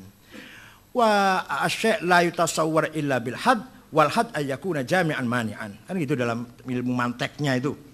Soal saya dengan Kiai Hasyim Asy'ari, saya katakan tadi sampai sekarang pagi dan sore selalu saya baca Fatihah untuk Mbak Hasyim. Sebenarnya rahasia, yaitu rahasia dapur sebenarnya, tapi nggak apa-apa lah. Kemudian saya tidak membela ahli sunnah yang nggak bener dong. Tiap hari saya sampaikan membelain NU. Tak goblok-gobloknya orang yang nggak mau NU itu. Nah, kalau orang mengatakan saya sholat hanya berdasarkan Quran dan hadis, goblok. Kita nggak mungkin sholat kalau tanpa fikih. Kita nggak mungkin haji kalau tanpa manasik. Kita nggak mungkin baca Quran benar kalau tanpa tajwid. Tajwid itu baru ada tahun 200. yang ngarang tajwid namanya Abu Ubaid Qasim bin Salam yang wafat tahun 224. Baru ada tajwid tahun 200-an. Artinya bid'ah itu tajwid tuh. Baru ada tajwid tahun 200. Nah, tapi kita nggak bisa baca Quran dengan benar kalau tanpa bid'ah tajwid. Saya ngomong gitu setiap ceramah itu saya ngomong gitu. Malah ngomongnya di mana? Di kantor Muhammadiyah, Cikini. Di kantor Muhammadiyah saya ngomongnya itu. Tidak, ya, tapi nggak dengan bahasa goblok enggak. Kita tidak bisa melaksanakan, mempraktekkan ibadah tanpa fikih karena Quran dan hadis tidak mengandung juknis dari praktek ibadah. Saya berani taruhan kalau ada orang pergi haji tanpa ikut seseorang, nggak akan sesat pasti. Nggak bisa cari Arafah, Muzdalifah, Mina dan gimana caranya balang, gimana caranya tawaf kalau tanpa yang ada yang diikutin. Lah, ada yang diikuti itu namanya taklid namanya. Haji ikut orang, cara tawafnya, cara balang, namanya taklid. Itu saya ngomong gitu di kantor Muhammadiyah Cikini. Ada Dini Hamsuddin, ada Agung Gumelar, ada Pat Yasno, ada Ria Mizar Yakudu, ada dan sebagainya. Walhasil yang saya hadapi lebih besar lagi itu. Kemudian saya menghujat sahabat, bukan saya Ustadz, nerjemah dari kitab ini. Al-Imam Asy'ari bin Qutaibah Ad-Dinawari. Jangan Ad-Dainuri bacanya, Dinawari. Jangan Ad-Dainuri, enggak ada kota Dainur, ada Dinawar. Al-Asma'i, enggak ada Asma'i, Asma'. Az-Zabidi bukan Zubaid, Zabid. Apalagi jadi silakan baca ini Al-Imamah Wasyasah Ibnu Qutaibah Ad-Dinawari. Ini ahli sunnah tenanan nih. Bukan kitab Syiah bukan. Saya pun heran. Sayyidina Ali dengan Muawiyah kirim surat saling syatem, saling ngenyak, saling misuh-misuh lah. Ya aduwallah. Oh ya. Enggak ada suratnya.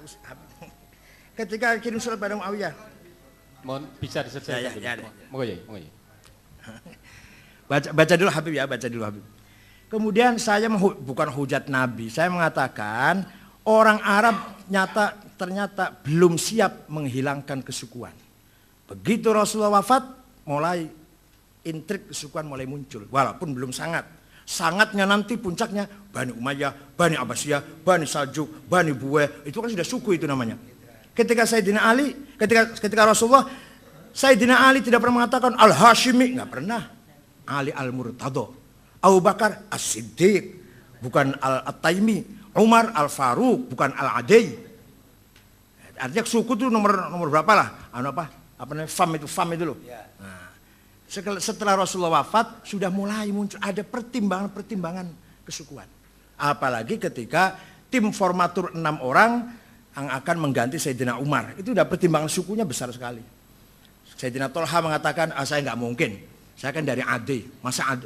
Umar dari Adi, saya Adi. Nggak mungkin. Adi lagi nggak mungkin. Nah, kalau Sa'ad bin Abi Waqqas, saya dari keluarga Zahroh. Nah, keluarga yang kecil, nggak berwibawa, nggak mungkin. Kata Zubair, saya dari Bani Hashim. Ada Ali, nggak mungkin saya jadi. Kata siapa lagi? Abdurrahman bin Auf, saya dari Bani Umayyah. Ada Utsman. Walhasil pertimbangan suku muncul lagi. Ketika zaman Rasulullah tidak ada orang bangga dengan suku, malah malu kalau mengatakan suku itu, malah hilang. Abu Bakar As-Siddiq, Umar Al-Faruq, tidak pernah Abu Bakar At-Taimi, Umar Al-Adi, nggak pernah. Sayyidina Ali pun nggak pernah Al-Hashimi, nggak. Ali Al-Murtado. Walhasil bukan nabinya yang saya kritik, masyarakatnya yang saya kritik. Orang Arabnya yang sulit diatur, gitu loh. Atau ternyata Mbah Hasyim Asy'ari kurang berhasil, orang masih banyak nolak NU. Ya bukan Hasyim Asy'arinya yang salah, masyarakatnya loh. Gitu. Ya, ini kalau yang membunuh Sayyidina Utsman saya katakan Muhammad bin Abu Bakar masuk.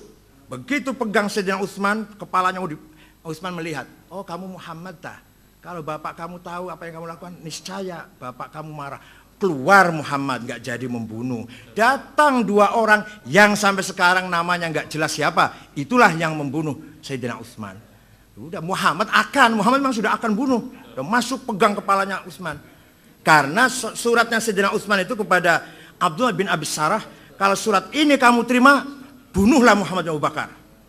Tangkap Muhammad bin Abu Bakar dan bunuh. Perintah surat palsunya, surat yang dibawa oleh budak hitam yang ketahuan di tengah jalan di rombongan Mesir. bahwa saya bahasanya kasar itu saya baru datang dari luar, bahasa barangkali kasar barangkali. Nah, nanti saya halusin lah, saya berhalusin. Gitu aja ini. Ya. Kemudian ahli sunnah wal jamaah itu adalah sejak zaman sahabat. Ya jelas dong. Saya pun mengatakan NU itu yang persis zaman Rasulullah, NU ini. Yang persis zaman Rasulullah, NU ini. Contohnya sahabat memuji Rasulullah diam. Ka'ab bin Zuhair banat Su'ad. Inna Rasulullah sayfun yustadha'u bi Muhammadun min sifillah maslulu fi usbatin min Quraisyin qala qailuhum bi batni Makkah lama aslamu zulu zalu fama zala ankasun wala kusufu 'inda liqa'i wala min ma'azilu syamul aronin Abdullah busuhum min Dawud fil haja sarabilu la yafrahuna idza nalat rimahuhum qauman wala ismal jazi'a idza nilu. Itu saya hafal banat Su'ad, muji-muji Rasulullah sampai dikasih selimutnya. Selimut itu bahasa Arabnya burdah. Maka setiap ada qasidah yang intinya memuji Rasulullah disamakan qasidatul burdah. Artinya memuji Rasulullah adalah sunnah takririyah. Goblok. Saya selalu mengatakan goblok itu pada Muhammadiyah, goblok bukan pada. Itu namanya sunnah takririyah goblok. Artinya NU ini persis seperti yang diperoleh oleh NU adalah yang terjadi ketika zaman Rasul. Jadi memuji Nabi Muhammad itu, baca maulid Nabi, baca Deba Barzanji, sunnah. Apalagi bid'ah malah sunnah takririyah. Habib Lutfi di bawah malah ngomong wajib malah. Habib Lutfi malah, waktu saya ngomong di Magelang sunnah, malah wajib itu bukan sunnah. Ya udah wajib lah udah. Jadi bahwa ahli sunnah itu sesuai dengan Rasulullah. Ya. Nah sekarang tadi mas yang ini, di mana ahli sunnah ketika Ali dan Muawiyah? Jadi kan kayaknya menganggap Ali bukan ahli sunnah kalau gitu. Ali itu ahli sunnah. Jadi Sayyidina Ali ahli sunnah. Jadi nggak usah tanya di mana ahli sunnah. Ali itu ahli sunnah. Kemudian kalau kita ahli sunnah merasa di pihak yang benar, jangan ragu kita berhadapan dengan siapapun. Tapi ahli sunnah yang mana? Ahli sunnah yang merujuk kepada maqalatul islamiyin, merujuk kepada al-risalah ahli thagar atau takwilati ahli sunnah karangan Abdul Mansur al-Maturidi. Itu yang paling orisinil sudah. Maaf ya. Kalau ahli sunnah itu oleh kiai-kiai di sini ya sudah ahli sunnah yang lokal. Kalau kita mau ya betul ya enggak maaf ini. Kalau ahli sunnah mau betul-betul baca ahli sunnah yang tenanan, baca Asy'ari maqalatul islamiyin, baca al-Maturidi, takwilati ahli sunnah. Permintaan bahwa saya suruh dicabut bukunya, ya enggak bukunya, nanti diralat saja. Soal minta maaf saya sudah tanda tangan di Lirboyo. Kemarin saya dipanggil Lirboyo, 1, tetap akan bertahan ahli sunnah. 2, minta maaf kepada ulama atas pendapat saya kontroversi. 3, siap ditegur, dinasihatin oleh para ulama. 4, akhlakul karimah. 5, mendekatkan kepada saya tanda tangan. Pokoknya asal tidak tanda tangan dilarang kawin lagi, saya tanda tangan lah. Kalau dilarang masna saya nggak mau tanda tangan kalau dilarang. Kalau hanya itu saya tanda tangan. Tolong dihormati dulu biar beliau bicara dulu. Assalamualaikum warahmatullahi wabarakatuh. Pertama saya kenalkan kepada Ustadz Said Agil Syiraj. Nama saya Ahmad bin Zain Al-Kaf. Saya Ketua Yayasan Al-Bayinat bidang organisasi. Dan saya Awan Syuriah NU PWNU Jawa Timur. Kami yakin bahwa antum bukan pengikut Syiah, tidak berakidahkan Syiah. Namun catatan di tempat kami, istilahnya di komputer kami penuh nama-nama antum, laporan-laporan mengenai antum, yang isinya komentar-komentar antum yang sifatnya membela Syiah. Di mana komentar-komentar tersebut sangat merugikan ahlus sunnah, khususnya kaum Nahdliyin.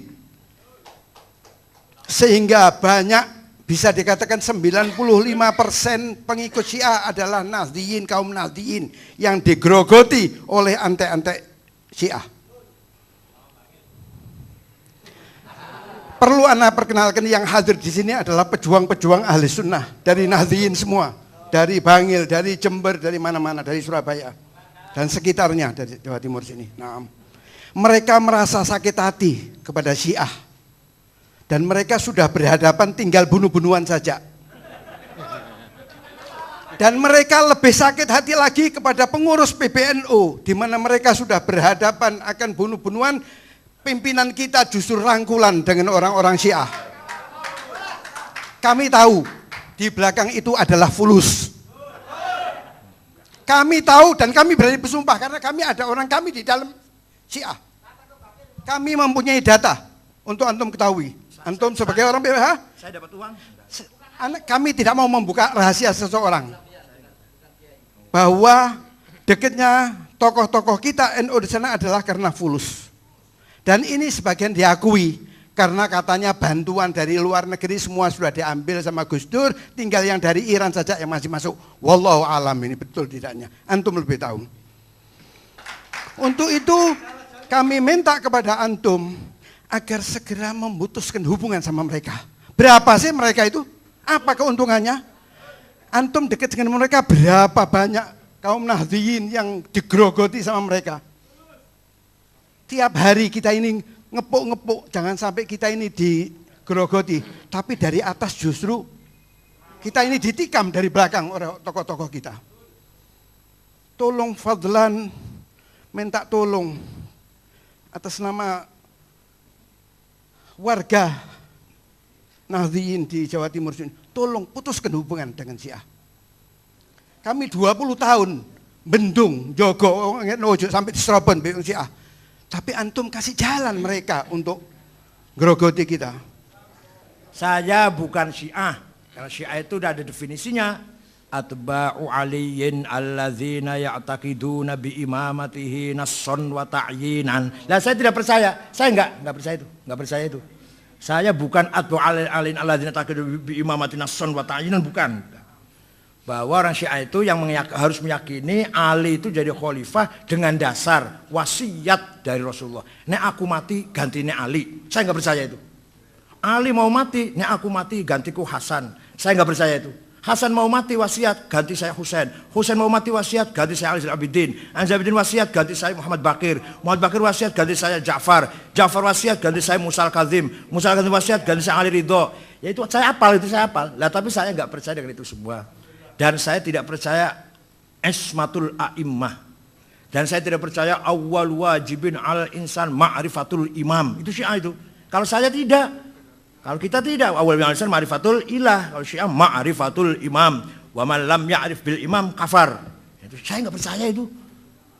Jadi saya bukan Syiah yang jelas. Hanya dalam pembahasan ilmiah, analisis ilmiah sejarah, kita tidak bisa menyampingkan peranan Syiah dalam dakwah. Dalam sejarah loh Pak, dalam sejarah. Syiah juga pernah perang dengan nggih. Ya. Jadi yang imam 12 namanya, yang percaya pada imam itu 12 imamiyah. Kalau yang berhenti pada Ali Zainal Abidin, Muhammad bin Hanafiyah namanya kisaniyah. Yang mendirikan adalah Mukhtar ibn Abi Ubaid yang berjasa, Mukhtar ibn Abi Ubaid berjasa membunuh semua pembunuh Husain. Semua pembunuh Husain dibunuh oleh Mukhtar bin Abi Ubaid sampai kepalanya dibawa ke Muhammad bin Hanafiyah. Nah, tapi berhenti di situ. Kalau yang sampai Muhammad Al-Baqir kemudian Ali Zainal Abidin kemudian mengangkat Zaid, namanya Zaidiyah. Nah, itu di Yaman yang dekat dengan ahli sunnah. Maka ahli sunnah pun baca kitab Zaidiyah, Nailul Autor, Fathul Qadir fit Tafsir, nah, itu Syarah Bulughul Maram, itu yang nulis Syiah Zaidiyah oleh ya, tapi artinya kiai-kiai NU pun membaca Syarah Subul Salam, Syarah Bulughul Maram itu yang ngarang Syiah Zaidiyah. Nailul Autor itu yang ngarang Syiah Syaukani, Syiah Zaidiyah. Nah, ketika Imam Zaid mau perang, mau menyerang Khalifah Abu Ja'far apa ya? Ja'far apa? Kemudian di tengah jalan pengikutnya tanya, "Ma ra'yuka fil imamain fis syaykhain?" Pendapat kamu tentang Abu Bakar Umar bagaimana? Imam Zaid mengatakan berdua itu adalah orang baik, laki-laki itu adalah orang baik. Idzan nahnu rafadnak. Kalau demikian kami menolak kamu. Kemudian misah, pecah. Nah, yang pecah itu namanya Rafidhah. Dari kata mereka idzan rafadnak. Itu asal mulanya gelar Rafidhah. Kemudian sampai Ja'far Shadiq, Ja'far Shadiq putra pertama namanya Ismail, tapi Ismail ini wafat sebelum Ja'far. Tapi begitu Ja'far Shadiq mati, kata orang tetap pengganti Ja'far Ismail, walaupun Ismail itu mati sebelumnya Ja'far, itulah Ismailiyah. Berhenti di situ, Imam. Namanya Sab'iyah 7. Nanti pecah jadi 2. Yang sekarang ada Nizariyah, ada Bahroh. Bahroh di Bali ada, di India banyak. Nizariyah pecah lagi jadi Nusairiyah dan Alawiyah. Dan Alawiyah Hafidh Asad. Alawiyah, kalau Bahroh Nizariyah jadi Duruz, Walid Jumblat, Kamal Jumblat. Nah, kalau yang Alawiyah jadi Binazir Buto, Ali Buto, itu Ismailiyah Nizariyah. Oh, panjang lebar. Ali Khan, Abdul Karim Khan, itu pengusaha konglomerat muslim, itu Ismailiyah Nizariyah. Nah, yang terus sampai 12 namanya Imamiyah atau Ithna Asyariyah. Yang kalau kita akui secara jujur, mereka berjuang melawan Israel, membela Palestina sekarang. Itu adalah Ithna Asyariyah. Assalamualaikum warahmatullahi wabarakatuh. Alhamdulillah, seluruh yang hadir saya doakan hidupnya diberkahi Allah. Panjang umur, murah rezeki. Diskusi yang akrab penuh kekeluargaan ini dapat saya simpulkan satu, bahwa akhina fillah Kiai Haji Profesor Dr. Said Agil Sirot adalah bukan orang Syiah. 2, dia adalah orang NU asli, tetap berpegang kepada nilai-nilai salaf, berpegang pada kitabullah, sunnat Rasul, dan ijma'nya para sahabat. Adapun ada sisi-sisi beda adalah dalam kajian pemikiran dan sudut pandang. Kepala sama berambut, kecerdasan beda. Bismillahirrahmanirrahim. Alhamdulillahirabbil alamin. Hamdan yuwafi ni'amahu wa yukammilu mazidah. Ya Rabbana lakal hamdu kama yanbaghi li jalali wajhika wa 'azimi sultanik.